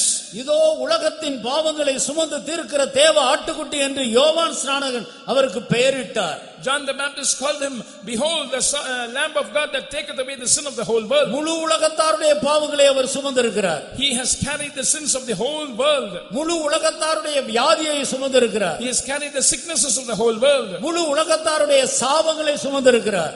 He has carried the curses of the whole world. முழு உலகத்தாருடைய துக்கங்களை சுமந்திருக்கிறார். He has carried the griefs of the whole world. முழு உலகத்தாருடைய பாரங்களை பிரச்சனைகளை பலவீனங்களை சுமந்திருக்கிறார். He has carried the burdens and infirmities and problems of the whole world. முழு உலகத்தார் மேல் வந்த மரண தண்டனையை அவர் சுமந்தார். He has carried the punishment of death that had fallen upon whole humanity. இந்த இயேசுவை விசுவாசித்து அவர் அண்டையில் வருகிற வரைக்கும் ஒரு மனிதனுக்கு மெய்யான விடுதலை இல்லை. Except a man believes the Lord Jesus Christ and comes near him, he will not have a real deliverance. ஒரு 2 நிமிடம் நம்முடைய கண்களை மூடுவோம். For 2 minutes, let's close our eyes. சரியான விடுதலையை பெறாதவர்களும் பெற்று இழந்து போனவர்களும் புதிதாக வந்திருக்கிறவர்களும் கூட விடுதலையை பெற்றுக்கொள்ளும்படி விடுதலையின் நாயகனாகிய நம்முடைய அருமையான இயேசு இன்றைக்கு நம் மத்தியில் அவருடைய ஜீவனுள்ள இரத்தத்தோடு நம் மத்தியில் உலாவிக் கொண்டிருக்கிறார். The Lord who gives us deliverance with his blood, he is moving in our midst to deliver those who have not yet received proper deliverance, to those who once were delivered but now have lost the deliverance, and to those who have come newly. இதை நீ விசுவாசித்தால், if you believe this, நீ தேவனுடைய மகிமையை காண்பாய். you will see the glory of God. இந்த சத்தியத்தை நீ விசுவாசித்தால், if you believe this truth, இன்றைக்கு பாவங்களிலிருந்து ஒரு பூரணமான விடுதலையை நீ பெற்றுக்கொள்ள முடியும். you can receive a perfect deliverance from sins today. பாவங்களுக்கு செத்து போன ஒரு வாழ்க்கையை கர்த்தராகிய இயேசு கல்வாரியில் மரித்ததன் மூலம் உனக்கு இலவசமாக கொண்டு வருகிறார். By his death on the cross, the Lord has freely given a life whereby you are dead to sin. அவர் பாவத்தை மட்டுமல்ல வியாதிகள் எல்லாவற்றையும் சுமந்தார். He did not carry only sins but also all the sicknesses. பாவம் மன்னிக்கப்படும் போது வியாதி உன்னை விட்டு நீங்கி போகிறது. When your sins are forgiven, the sicknesses is removed from you. பாவம் மன்னிக்கப்படும் போது சாபம் உன்னை விட்டு நீங்குகிறது. When your sins are forgiven, your curses are removed from you. பாவங்கள் மன்னிக்கப்படும் போது துக்கம் சந்தோஷமாய் மாறுகிறது. When your sins are forgiven, your sorrow will be turned to joy. உண்மையான விடுதலையை விரும்புகிற ஒருவரும் தயவு செய்து கண்களை திறக்காதீர்கள். Those who want a true deliverance, none of you must open your eyes. நம்முடைய முழங்கால்களை முடக்குவோம். Let's be on our knees. கண்களை மூடி எனக்கு ஒரு மெய்யான விடுதலை வேண்டும் என்று ஆண்டவரை நோக்கி கூப்பிடுங்கள். Let's close our eyes and call unto the Lord saying, Lord, I want a real deliverance. குமாரன் நம் மத்தியிலே கடந்து வந்து கொண்டிருக்கிறார். The Son is walking in our midst. தாவீதின் குமாரன் நம் மத்தியிலே கடந்து வந்து கொண்டிருக்கிறார். The Son of David is walking in our midst. எத்தனை பேர் தங்களுடைய விசுவாச கண்ணால் இயேசு நம் மத்தியில் இறங்கி உலாவிக் கொண்டிருக்கிறதை காண்கிறீர்கள்? How many of you are seeing Jesus coming down in our midst and walking in our midst with your eyes of faith? இதை நீ விசுவாசித்தால், if you believe this, இன்றைக்கே இப்பொழுதே தேவனுடைய மகிமையை நீ காண்பாய். right today, right now, you will see the glory of God. தாவீதின் குமாரனே எனக்கு இரங்கும். Son of David, have mercy on me. தாவீதின் குமாரனே என் பாவங்களை மன்னியும். Son of David, forgive my sins. சத்தமிட்டு கூப்பிடுங்கள். Cry out aloud. உரத்த சத்தத்தோடு கர்த்தரை நோக்கி கதறுங்கள். Cry out to the Lord with a high voice. தாவீதின் குமாரனே என்னை விடுவியும். Oh, Son of David, deliver me. என் பாவங்கள் அற என்னை கழுவும். Cleanse me of all my sins. எந்த ஒரு சிறிய பாவமும் மறைவான பாவமும் எனக்கு வேண்டாம். I do not want to retain in me any small sin or any hidden sin. என்னை விடுவியும். Deliver me. எனக்கு ஒரு மெய்யான விடுதலையை தாரும். Give me a real deliverance. என் வியாதியிலிருந்து என்னை விடுவியும். Deliver me from my sickness. என் குடும்பத்தில் இருக்கிற சாபத்திலிருந்து எங்களை விடுவியும். Deliver me from the curse that is in my family. கர்த்தரை நோக்கி கதறுங்கள். Cry out aloud unto the Lord. மெய்யான விடுதலை உன்னை தேடி வந்து கொண்டிருக்கிறது. True deliverance is coming in search of you. பெற்றுக்கொள்ளுங்கள். Receive it. விடுதலை இலவசமாக பெற்றுக்கொள்ளுங்கள். Receive deliverance freely. கர்த்தர் உன்னை விடுவிக்கிறார்.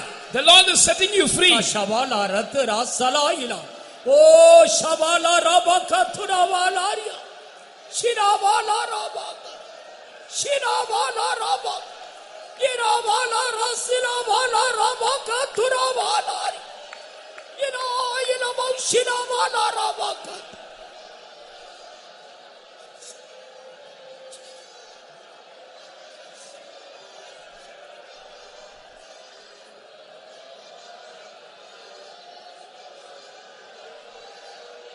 கழுவுமையா நீர் என்னை இரத்தத்தினால் கழுவுமையா கழுவுமையா நீர் என்னை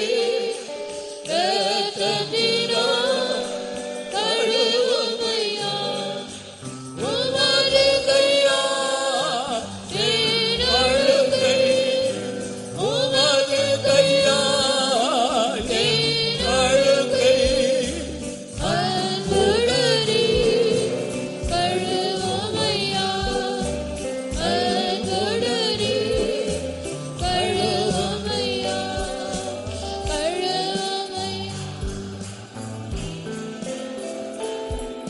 எத்தனை பேர் ஆண்டவருடைய அந்த மகிமையோட பரிசுத்த அந்த விடுதலையின் பிரசன்னத்தை உணர்கிறோம். How many of you are able to sense that glorious delivering holy presence of God?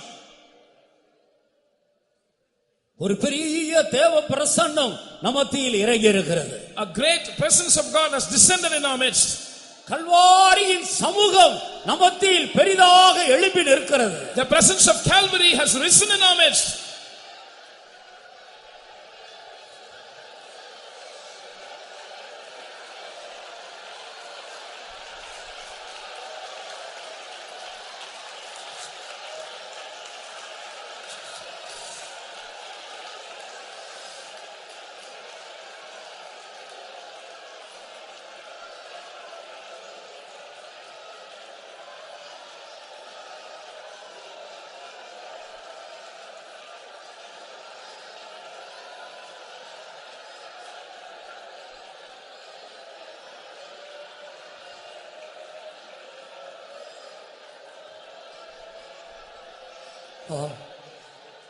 அருமையான தேவனுடைய பிள்ளையே, Beloved child of God, கர்த்தராகிய இயேசு மெய்யான விடுதலையை விரும்பி அவரை நோக்கி என்னை விடுவியும் என்று கதறின உன்னை தன்னுடைய சொந்த இரத்தத்தால் 2 கரங்களை கொண்டு உன்னை கழுவிக்கொண்டே இருக்கிறார். Jesus is washing you with his own blood. By his 2 hands, you who were seeking true deliverance and you who were calling out saying, Lord, deliver me.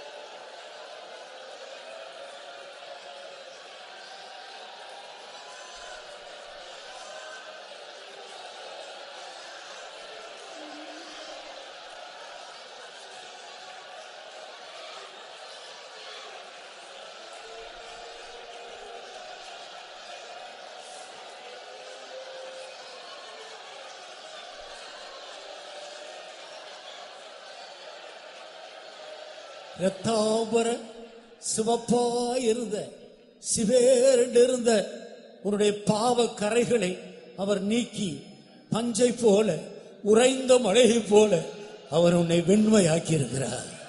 Your sins that were red as scarlet, he has washed them, he has cleansed them, and he has made you white as snow. அவர் உன்னை கழுவி விட்டார். He has washed you.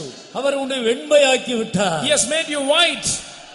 உன்னை அழுத்திக் கொண்டிருந்த பாவ அழுத்த உன்னை விட்டு நீங்கி விட்டது. That weight of sin which was bogging you down has been removed.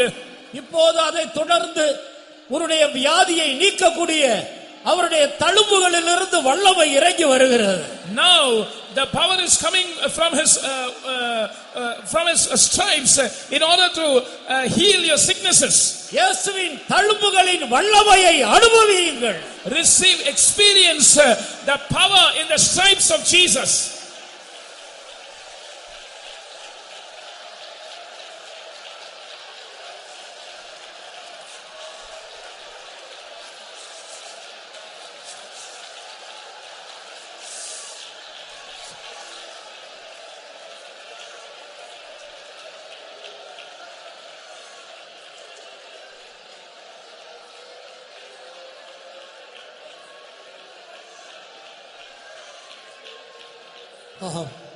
பிரியமானவர்களே, உண்மையாய் விசுவாசித்த உன்னுடைய வியாதி உன்னை விட்டு ஒளிந்து போனது. You who truly believed, your sickness has been destroyed from you. அவருடைய தழும்புகளால் நீ குணமாகி விட்டாய். You have been healed by his stripes.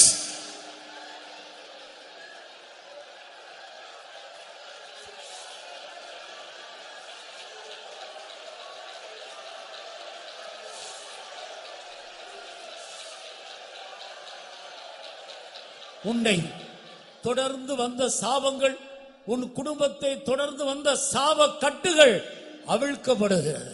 The curses that were following you, the bonds of curses that were following your family are being broken.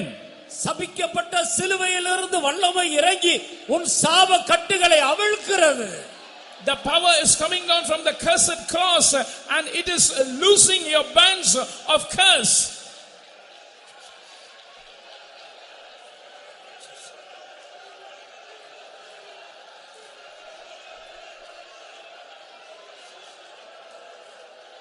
இனி உன்னையும் உன் குடும்பத்தையும் சாபங்கள் தொடராது. Hereafter curse will not follow you and your family. இனி ஒரு சாபத்தை நீ காண மாட்டாய்.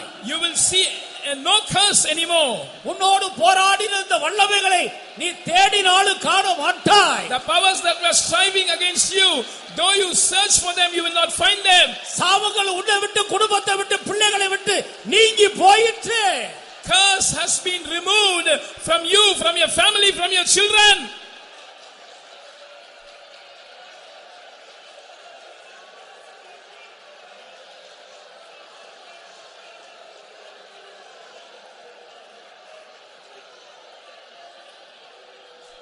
உன் தொழிலிலே காணப்பட்ட சாபத்தையும் ஆண்டவர் நீக்கிவிட்டார். The Lord has also taken away the curse that was seen in your business. இனி நீ செய்வதெல்லாம் வாய்க்கும். Hereafter all that you do shall prosper. இனி நீ செய்வதெல்லாம் வாய்க்கும். Hereafter all that you do shall prosper. இயேசு உன்னை சந்தித்திருக்கிறார். The Lord has visited you. அவருடைய சிலுவையின் வல்லமை உன்னை தொட்டிருக்கிறது. The power of his cross has touched you. அவருடைய தழும்புகளின் வல்லமை உன்மேல் இறங்கி இருக்கிறது. The power of his stripes has come down on you. இயேசுவின் இரத்தம் உன்னை கழுவி விட்டது. The blood of Jesus has washed you.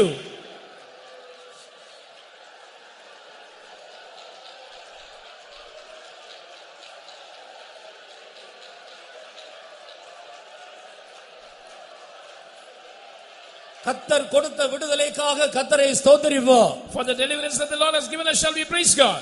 ஸ்தோத்திரம், ஸ்தோத்திரம், ஸ்தோத்திரம், ஸ்தோத்திரம், ஸ்தோத்திரம், ஸ்தோத்திரம்.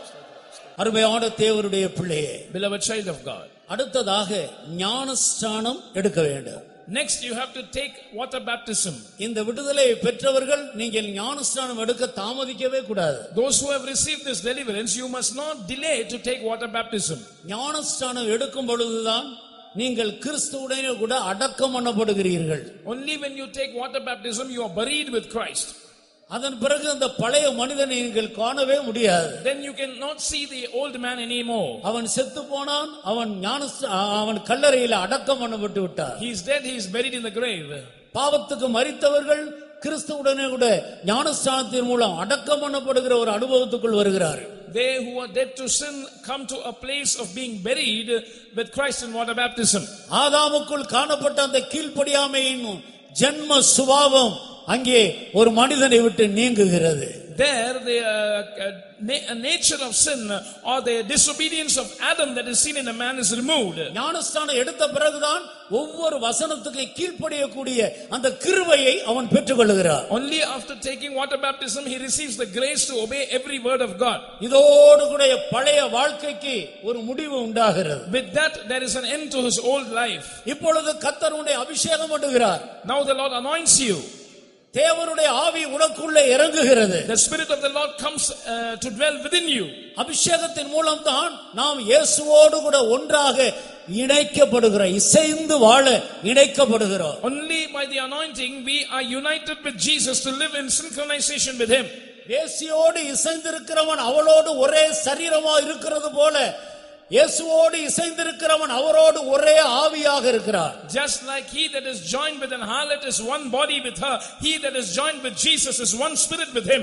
இனி பரிசுத்த ஆவியினுடைய அபிஷேகத்தின் மூலம் அந்த தேவ ஆவியானவர் நம்முடைய ஆவியை தன்னுடைய கட்டுப்பாட்டுக்குள்ள கொண்டு வருகிறார். Through the anointing of the Holy Spirit, the Spirit of God brings our spirit under his control. இனி ஒவ்வொரு நாளும் நாம் அல்ல, அவர்தான் நம்மை நடத்துவார். Hereafter every day we will not lead ourselves, he will lead us.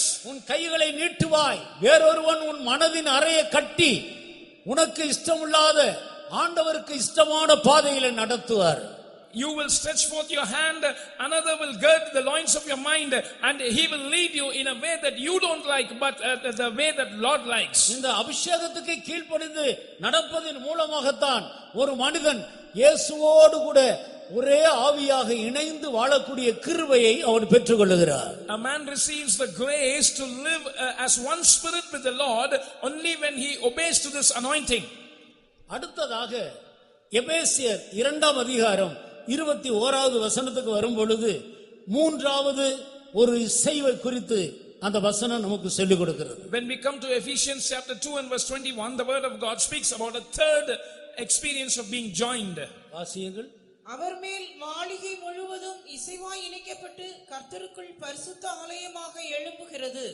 In whom all the building fitly framed together groweth unto an holy temple in the Lord. அபிஷேகத்தின் மூலமாக தேவனுடைய பிள்ளைகள் ஒருவரோடு ஒருவர் இசைந்து ஏகமாக கட்டப்படுகிற ஒரு அனுபவத்துக்குள் ஆண்டவர் கொண்டு வருகிறார். Through the anointing, the Lord brings the children of God into an experience of being fitly framed together or being joined with one another. நாம் தனித்தனியே அபிஷேகம் பெற்றவர்கள் தேவனுடைய ஆலயமாக இருந்தாலும் நாம் எல்லாரும் சேர்ந்து ஒரே ஆவியினால் நடத்தப்பட்டு கீழ்ப்படியும் போது நாம் எல்லாரும் வாசஸ்தலமாக மாறுகிறோம். Though individually we who have received the anointing of the Holy Spirit are the temple of God, when we are led by the one Spirit and when we obey to that Spirit, we are united and we become an habitation.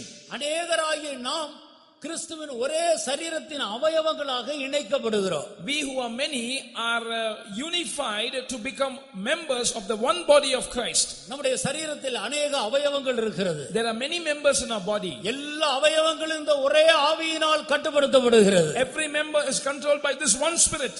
அபிஷேகம் பெற்ற எல்லா தேவனுடைய பிள்ளைகளும் கிறிஸ்துவின் சரீரத்தின் அவயவங்கள்.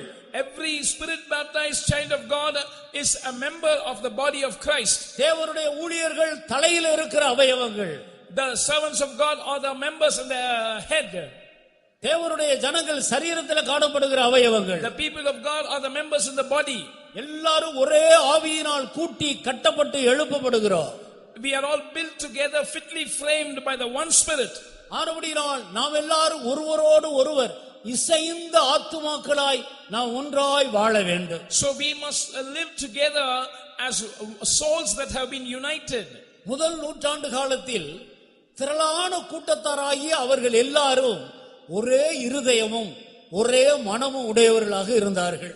In the times of the first century, they who were a great multitude lived in unison, being with one mind and one heart. அப்போஸ்தலர் நடவடிக்கையின் புஸ்தகம் 4ஆம் அதிகாரம் 32வது வசனத்தை வாசியுங்கள். Read Acts chapter 4 verse 32. விசுவாசிகளாகிய திரளான கூட்டத்தார் ஒரே இருதயமும் ஒரே மனமும் உள்ளவர்களாயிருந்தார்கள். ஒருவனாகிலும் தனக்குள்ளவைகளில் ஒன்றையும் தன்னுடையது என்று சொல்லவில்லை, சகலமும் அவர்களுக்கு பொதுவாயிருந்தது. And the multitude of them that believed were of one heart and of one soul. Neither said any of them that aught of the things which he possessed was his own, but they had all things common. இவர்கள் எல்லாரும் ஒரே இருதயமும் ஒரே மனமும் உடையவர்களாக இருந்தார்கள். They had one mind and one heart. கூட்டமோ திரளான கூட்டம். It was a great multitude by number, ஆனால் இருதயமோ ஒன்று. but the heart was one. அவர்கள் எல்லாருக்கும் மனது ஒன்று. They had one mind. அந்த திரளான கூட்டத்தாரை யாரை விசாரித்தாலும் ஒருவர் என்ன பிரதியுத்தரம் கொடுக்கிறார்களோ அந்த திரளான கூட்டத்தில் உள்ள அத்தனை பேரும் அதைத்தான் சொல்லுவார்கள். If you inquire any member of that group, everyone would give the same answer for that question. இதற்காகத்தான் இயேசு கிறிஸ்து பிதாவை நோக்கி, பிதாவே, இவர்கள் எல்லாரும் ஒன்றாயிருக்கும்படி நீர் எனக்கு தந்த மகிமையை நான் இவர்களுக்கு கொடுத்தேன் என்று சொன்னார். It is for this cause that Jesus prayed to the Father, saying that like we are one, so that they may also be one, I have given the glory which you gave me. பரிசுத்த ஆவியினுடைய அபிஷேகத்தின் மூலம் நம்முடைய கரடு முரடான சுபாவங்கள் நம்மை விட்டு கொஞ்சம் கொஞ்சமாக நீக்கப்படுகிறது. By the anointing of the Holy Spirit, our rough and tough character is gradually removed from us. இப்படி சுபாவங்கள், பொல்லாத சுபாவங்கள் நீக்கப்பட்டு கிறிஸ்துவனுடைய நல்ல சுபாவங்கள் நமக்குள்ள உருவாக்கப்படும் போது நாம் எல்லாரும் ஒரே இருதயத்தையும் ஒரே மனதை உடையவர்களாக மாற முடியும். Such evil characters, when they are removed from us by the Holy Spirit, and when we get the character of Christ, we can become people of one heart and one soul. அதற்குத்தான் எப்போதும் பரிசுத்த ஆவியினாலே நிரம்ப வேண்டும், அந்நிய பாஷை பேச வேண்டும் என்று நம்முடைய பாஸ்டர் அடிக்கடி நம்மை கட்டாயப்படுத்திக் கொண்டிருக்கிறார். That is why our pastor is strictly emphasizing that we must always get filled in the Spirit and speak in tongues. பரிசுத்த ஆவியானவர் மட்டும்தான் நம்மை ஒரே இருதயத்துக்குள்ள ஒரே ஆவிக்கு மனதுக்குள்ள கொண்டு வர முடியும். Only the Holy Spirit can bring us into one mind, one heart. அவருக்கு கீழ்ப்படுகிறவர்கள் மட்டும்தான் அந்த அனுபவத்தை பெற்றுக்கொள்ள முடியும். Only those who obey the Holy Spirit can come into that experience. அதற்குத்தான் எப்போதும் ஆவியினால் நாம் நடத்தப்பட வேண்டும். That is why we have to be always led by the Spirit. பரிசுத்த ஆவியின் கட்டுப்பாட்டுக்குள் நாம் அடங்கி இருக்க வேண்டும். We must abide under the control of the Holy Spirit. தேவ ஆவியானவருடைய நடத்திப்பு இல்லாமல் நாம் ஒன்று செய்யக்கூடாது. We must not do anything without the guidance of the Holy Spirit. அவர் சகலவற்றையும் குறித்து நமக்கு போதிக்கிறவராக இருக்கிறார். He teaches us all things. ஆனபடியால் ஆவிக்குரிய தேவனுடைய ஜனங்கள் முந்தின காலம் போல் அல்ல, இனி உள்ள காலங்களில் எப்போது நாம் ஆவியானவருக்கு கீழ்ப்படிந்து ஆவிக்குள்ளாகிக் கொண்டே இருக்க வேண்டிய காலம். So spiritual children of God cannot live like before.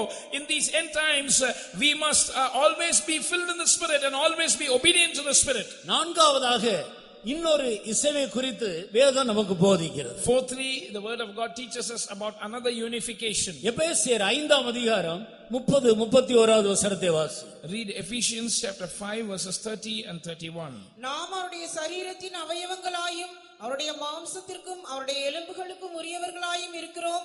இது நிமித்தம் மனுஷன் தன் தகப்பனையும் தன் தாயையும் விட்டு தன் மனைவியுடன் இசைந்து இருவரும் ஒரே மாம்சமாய் இருப்பார்கள். For we are members of his body, of his flesh and of his bones. For this cause shall a man leave his father and mother, and shall be joined unto his wife, and they two shall be one flesh. கர்த்தருக்கு ஸ்தோத்திரம். Praise be to God. கணவன் மனைவியினுடைய இசைவை குறித்து இங்கே சொல்லப்பட்டிருக்கிறது. Here it is spoken about the unification between a husband and wife. நீங்கள் விவாகம் ஆனவர்கள் கர்த்தருடைய வருகைக்கு போக வேண்டுமானால் இந்த வேத வசனத்தின்படி உள்ள ஒரு இசைவுக்குள்ளே ஒரு குடும்ப வாழ்க்கை செய்ய வேண்டும். If you who are married want to be caught up at the coming of the Lord, you must live a family life according to this word of God. ஒவ்வொரு புருஷனுக்கும் கிறிஸ்து தலையாக இருக்கிறார். Christ is the head of every husband. எனவே புருஷன் தலை, மனைவி சரீரம். So the husband is the head and the wife is the body. தலை எப்படி சரீரத்தை பாதுகாக்கிறதோ போஷிக்கிறதோ அதே போல அன்பு கூறுகிறதோ அதே போல ஒவ்வொரு புருஷனும் தன் மனைவியினிடத்தில் அன்பு கூற வேண்டும். மனைவியினிடத்தில் அன்பு கூறுகிறவன் தன்னில் தான் அன்பு கூறுகிறார். Just like the head protects the body, loves the body and nourishes the body, every husband must do the same to his wife, for he that loveth his wife loves his own body. அப்படித்தான் கிறிஸ்து சபையை நேசிக்கிறார், போஷிக்கிறார், பாதுகாக்கிறார், பராமரிக்கிறார். This is how the Lord Jesus nourishes and cherishes and protects the church. எந்த மனுஷனுடைய தலையும் தன்னுடைய சரீரத்தை வெறுக்கிறதே இல்ல. No man's head will hate his body. சரீரத்தை புறக்கணிப்பதில்லை. It will not reject it as well. எவ்வளவு பலவீனமான சரீரத்தில் ஒரு அவயவம் காணப்பட்டாலும் அதை அவன் நேசிக்கிறான். அதிலிருந்து அதை விடுவிக்கிறதுக்கு என்னென்ன செய்ய வேண்டுமோ எல்லாத்தையும் அன்பு கூர்ந்து செய்கிறார். No matter how weak one part of his body might be, he loves it and he does everything in his capacity to deliver that member from its weakness. ஆனபடியால் குடும்பஸ்தர்கள் ஒரு தலை தன்னுடைய சரீரத்தின் அவயவங்களை எப்படி நேசிக்கிறதோ, கிறிஸ்து சபையை எப்படி நேசிக்கிறாரோ அதுபோல தன் மனைவியிடத்தில் அன்பு கூற வேண்டும். So family people, like the head loves the body, like Christ loves his body, the church, husbands must love your wife. ஒவ்வொரு மனைவியும் தலைக்கு எப்படி சரீரம் கீழ்ப்படிந்து அடங்கி இருக்கிறதோ அதுபோல தன் புருஷனுக்கு கீழ்ப்படிய வேண்டும். Likewise, every wife must be subject to her husband, like how the body is subject to the head. எந்த காரியத்திலும் கீழ்ப்படிய வேண்டும். You must obey in any matter. சாந்த குணமுள்ளவர்களுக்கு மட்டுமல்ல, முரட்டு குணமுள்ளவர்களுக்கும் கீழ்ப்படிய வேண்டும். You must obey not only to those who are meek, but also to those who have a violent character. ஆபிரகாமுடைய மனைவி சாராள் ஆபிரகாமை ஆண்டவன் என்று சொல்லி தெய்வத்துக்கு கீழ்ப்படுகிறது போல கீழ்ப்படிந்தாளாம். Sarah, the wife of Abraham, called him as Lord, and as one would obey the Lord, she was obedient to her husband. தேவன் எப்படிப்பட்ட ஒரு கீழ்ப்படிதலை கற்றுக் கொடுக்கிறார் என்று பாருங்கள். Look at how the Lord teaches us obedience. அதுபோலதான் சபையானது கிறிஸ்துவுக்கு கீழ்ப்படிய வேண்டும். Similarly, the church must obey our Christ. நடத்துகிற எல்லா பாதையிலேயும் அவருக்கு கீழ்ப்படிந்து கடந்து போக வேண்டும். They must pass through any path that he leads us through, being obedient to Christ. அருமையான தேவனுடைய ஜனமே, Beloved people of இது God, நான்காவது ஒரு இசைவு. this is the fourth unification. குடும்பத்தில் சண்டைக்கு, வாக்குவாதத்துக்கு, நேற்று கேட்டது போல வாக்குவாதத்துக்கு, பிரிவினைக்கு, கருத்து வித்தியாசம் கூட புருஷனுக்கு மனைவிக்கு வரக்கூடாது. ரெண்டு பேரும் ஒரே காரியத்தை சிந்திக்க வேண்டும். ரெண்டு பேரும் ஒரே காரியத்தை பேச வேண்டும். In family life, you must not give room to fights, quarrels. Like yesterday we heard, you must not even have difference of opinions. You must think the same thing and speak the same thing. இந்த ரகசியம் பெரியது. நான் கிறிஸ்துவை பற்றியும் சபையை பற்றியும் சொல்லுகிறேன் என்று அந்த வேத வசனத்தில் அடுத்த வசனத்தில் படிக்கிறோம். The next verse following this says, this is a great mystery I speak concerning Christ and the church. இப்படிப்பட்டவர்கள் தான் கர்த்தராகிய இயேசு கிறிஸ்து வரும்போது குடும்பஸ்தர்களாக இருந்தாலும் அவருடைய வருகையில் அவரை சந்திக்க முடியும். Only such people, even if they are into family life, can meet the Lord at his coming. இது ஐந்தாவது இசைவு. I speak about the fifth unification. தலையாகிய கிறிஸ்து மத்திய வானத்திலே வெளிப்படுவார். The head who is the Christ will be revealed in the midair. அவர் மகிமையோடு வெளிப்படுவார். He will be revealed with his glory. அவருடைய பரிசுத்தத்தையும் திவ்ய சுபாவத்தையும் பரிசுத்த ஆவியானவருக்கு ஒப்பு கொடுத்து பெற்றுக்கொண்ட நிறைவான வளர்ச்சியை பெற்றுக்கொண்ட தேவனுடைய பக்தர்கள் சரீரமாக அந்த தலையாகிய இயேசுவோடு போய் இணைவார்கள். And the men of God who have surrendered themselves to the Holy Spirit and through the Holy Spirit have partaken of his divine characters of his holiness and have attained the measure of his fullness will fly to the midair and will be joined with that head as the body. தலையாகிய கிறிஸ்துவும் அவருடைய நிறைவான வளர்ச்சியை பெற்றுக்கொண்ட பரிசுத்தவான்களும் ஒன்றாக இசைந்து யுகாயுகமாய் வாழும்படி இசைகிற நேரம்தான் ஆட்டுக்குட்டியானவருடைய கல்யாணம். And this unification where the head who is the Christ and the body which is the church are united together eternally is called the Lamb's wedding. இங்கே மனிதர் மேல் வைத்த தேவனுடைய நோக்கம் நிறைவேறுகிறது. Here the purpose of God concerning man is fulfilled. கண்களை மூடுவோமா? Shall we close our eyes? ஆண்டவருடைய கரத்தில் நம்மை தாழ்த்தி ஒப்பு கொடுப்போமா? Shall we humble ourselves and yield ourselves into the hands of God? கேட்டதான இந்த வசனத்தின்படி இசைந்த ஒரு வாழ்க்கை செய்ய நம்மை சமர்ப்பிப்போமா? can we surrender ourselves to live such a life of being synchronized, of being joined with the Lord according to this verse? எல்லாரும் நம்முடைய முழங்கால்களை உடைக்கி கர்த்தரிடத்தில் நம்மை சமர்ப்பிப்போமா. Let's all be on our knees and let us surrender ourselves to the Lord. ஒரு காரியம் விளங்கிக் கொள்ளுங்கள், அபிஷேகம் பெற்ற ஒவ்வொரு தேவனுடைய பிள்ளையும் கிறிஸ்துவுடைய சரீரத்தின் அவயவங்களாக இருக்கிறோம். Understand one thing, every spirit baptized child of God is a member of the body of Christ. கிறிஸ்துவுடைய அவயவத்தை வேசியின் அவயவங்களாக மாற்றலாமா? Can we make the member of the body of Christ as the member of a harlot? அபிஷேகம் பெற்ற தேவனுடைய பிள்ளைகள் மாமிச இன்பத்தை ஜெயிக்க வேண்டும். Anointed people of God must overcome the pleasures of the flesh. உலக இன்பத்தை ஜெயிக்க வேண்டும். You must overcome the pleasures of this world. இயேசுவோடு இசைந்து வாழ வேண்டும். You must live in synchronization with the Lord Jesus Christ. சீக்கிரத்திலே பரிசுத்தமாக்கப்பட்ட பரிசுத்தவான்களை சேர்க்க தலையாகிய இயேசு மத்திய வானத்திலே வெளிப்பட போகிறார். Very soon the Lord Jesus Christ, who is the head, is going to appear in the midair to gather the perfected saints. அவரை சந்திக்கும்படியாகவே அவர் நம்மை அழைத்திருக்கிறார். He has called us so that we can meet him. அதற்காகவே இந்த சுவிசேஷம் கொடுக்கப்பட்டிருக்கிறது. That is why this gospel is being given to you. தீர்மானிப்போமாக. Let's make a decision. இந்த உபதேசத்தில் நிலைத்திருப்போமாக. Let's abide in this doctrine. இந்த சத்தியத்தை கைக்கொள்வதில் கவனமாயிருப்போமாக. Let's be careful, diligent in observing this truth. எப்படியாயிலும் என் இயேசுவை சந்திக்க வேண்டும் என்று உண்மையாய் வாஞ்சிக்கிறவர்கள் மேல் கர்த்தர் ஒரு விசேஷித்த தேவ அன்பை தேவ வல்லமையை ஊற்ற போகிறார். Those who have a sincere desire that somehow I must meet my Lord Jesus, the Lord is going to pour a sublime power, the power of his love upon you. அவன் என் மேல் வாஞ்சியாய் இருந்தபடியால் நான் அவனை விடுவிப்பேன். Because he has put his desire on me, I will set him free. கர்த்தர் உன்னை விடுவிக்கிறார். The Lord is delivering you. அவரோடு இசைந்து கொள்ளும்படி உன்னை இழுத்துக் கொள்ளுகிறார். He is drawing you so that you might be synchronized with him. அவருடைய அன்புக்கு நம்மை ஒப்புக்கொடுப்போமாக. Let's surrender ourselves to his love. பரிசுத்த ஆவியின் வல்லமைக்கு சமர்ப்பிப்போமாக. Let's yield ourselves to the power of the Holy Ghost. கர்த்தர் நமக்கு உதவி செய்வார். May the Lord help us. மகிமையினாவினா Mannai சாயலை மாற்றுவதா மகிமையினாவினா மன்னை சாயலை மாற்றுவதா மரிக்கனிமை நிற மகிமையோடு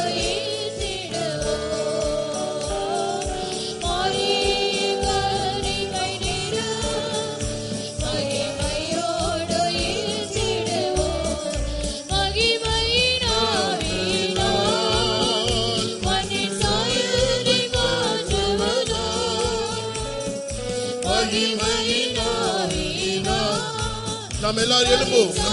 Shall we all stand up? கனிமை நிலோ கனிமை நிலோ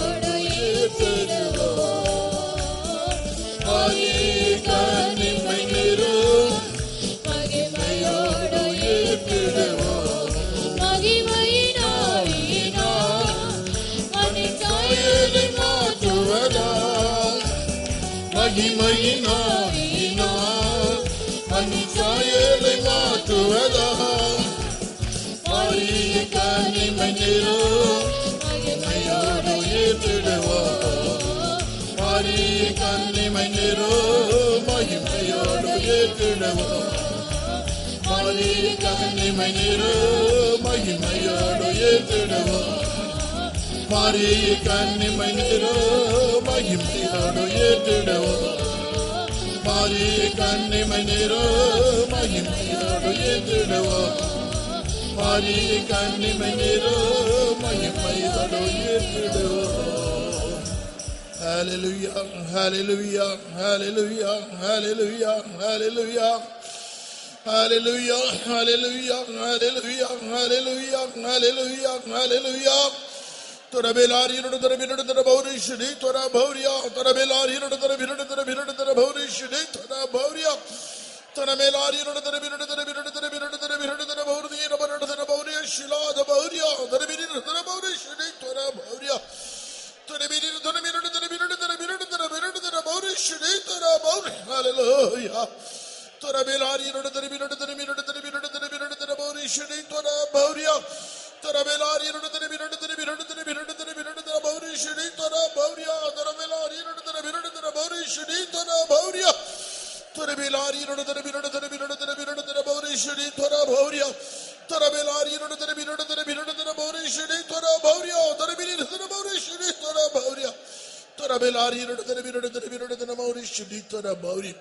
ஆமென். அருமையான தேவனுடைய பிள்ளையே, கேட்ட சத்தியத்தை கேட்டபடி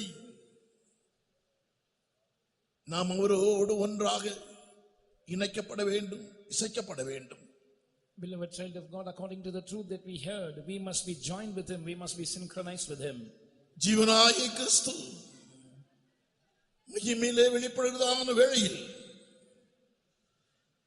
நாம் அவருடைய மகிமையிலே அவரை சந்தித்து மத்திய ஆகாயத்தில் அவரோடு கூட நாம் வெளிப்பட வேண்டும். When Christ who is our life shall appear in the midair, we must meet with him in glory, and we must also appear with him in glory. அவரோடு கூட அவருடைய மகிமையிலே வெளிப்படும்படியாக அவருடைய மகிமையின் மகா மேன்மையை குறித்து கர்த்தருடைய ஆவியான திட்டமாய் நம்மோடு இடைப்பட்டார். For us to appear with him in glory, the Spirit of the Lord very clearly dealt with us and spoke to us about the excellency of his glory. அந்த அனுபவங்களுக்கு மகிமையின் ஆவியானவர் உன்னை வழிநடத்தும்படியாக சித்தம் கொண்டிருக்கிறார். The Spirit of glory has planned, it is his will to lead you into that glory. அதற்காக இந்த இரவிலே அவருடைய மகிமைக்கு ஒப்பு கொடுப்பாயாக. For that, surrender yourself into his glory this அந்த night. மகிமையின் ஆவிக்கு ஒப்பு கொடுப்பாயாக. Yield yourself to the Spirit of glory. அந்த மகிமையின் ஆவியானவர் உனக்குள்ளே வல்லமையோடு கிரியை செய்யட்டும். Let that Spirit of glory work mightily in you.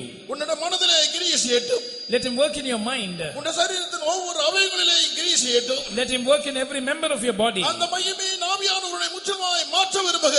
The Spirit of glory wants to change you completely. அதற்காக அந்த மகிமையின் ஆவியானவருக்கு ஒப்பு கொடுப்பாயாக. For that, surrender yourself to the Spirit of glory. ஆவியானவரால் நீ நிரப்பப்படு. Be filled with the Spirit. அந்நிய பாஷைகளை பேசு. Speak in unknown tongues. வாய்களை திறப்பாயாக. Open your mouth. கர்த்தருடைய ஆவியானவரை முற்றிலுமாய் ஒப்புக்கொடு. Yield yourself totally to the Spirit of the Lord. சுயாதீனமாய் கர்த்தர் உனக்குள்ளே கிரியை செய்யட்டும். May the Spirit of the Lord work freely in you. அவர் உன்னை மகிமையடைய செய்யட்டும். Let him cause you to go from glory to our glory. உன்னை மறுரூபப்படுத்தட்டும். Let him transform you. கர்த்தருடைய மகிமையின் ஆவியானவருக்கு உங்களை ஒப்புக்கொடுப்பீர்களாக. Yield yourself to the Spirit of glory. ஹalleluya ஹalleluya ஹalleluya ஹalleluya ஹalleluya. தரபேலாரி நடந்தன பிரண்டன பிரண்டன பௌரிஷடி தர பௌரியா தரபிரட தரபிரட தரபிரட தரபௌரிஷடி தனமேலாரி நடந்தன பிரண்டன பிரண்டன பிரண்டன பௌரி நடந்தன பௌரிஷடி தர பௌரியா தரபிரட தரபிரட தரபிரட தரபிரட பௌரிஷடி தர பௌரி. ஹalleluya. தரபேலாரி நடந்தன பிரண்டன பிரண்டன பிரண்டன பிரண்டன பௌரிஷடி தர ஹalleluya. நடந்தன பிரண்டன பிரண்டன பௌரிஷடி தரபேலாரி நடந்தன பிரண்டன பிரண்டன பிரண்டன பௌரிஷடி தர பௌரி தரபிரட தரபௌரியா. மகிமையினாவினா மண்ணின் சாயலை மாற்றுவதோ. மகிமையினாவினா மண்ணின் சாயலை மாற்றுவதோ.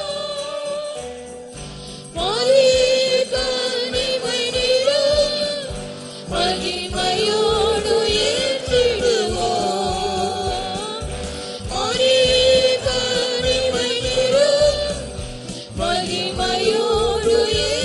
ஏற்றிடுவோம்.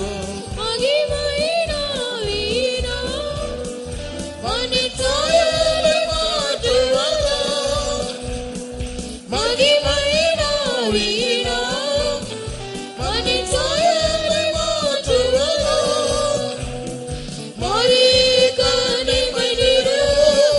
மகிமையோடு ஏற்றிடுவோம். மகிமையோடு ஏற்றிடுவோம். மகிமையினாவினால் மண்ணின் சாயலை மாற்றுவதோ. மகிமையினாவினால் மண்ணின் சாயலை மாற்றுவதோ.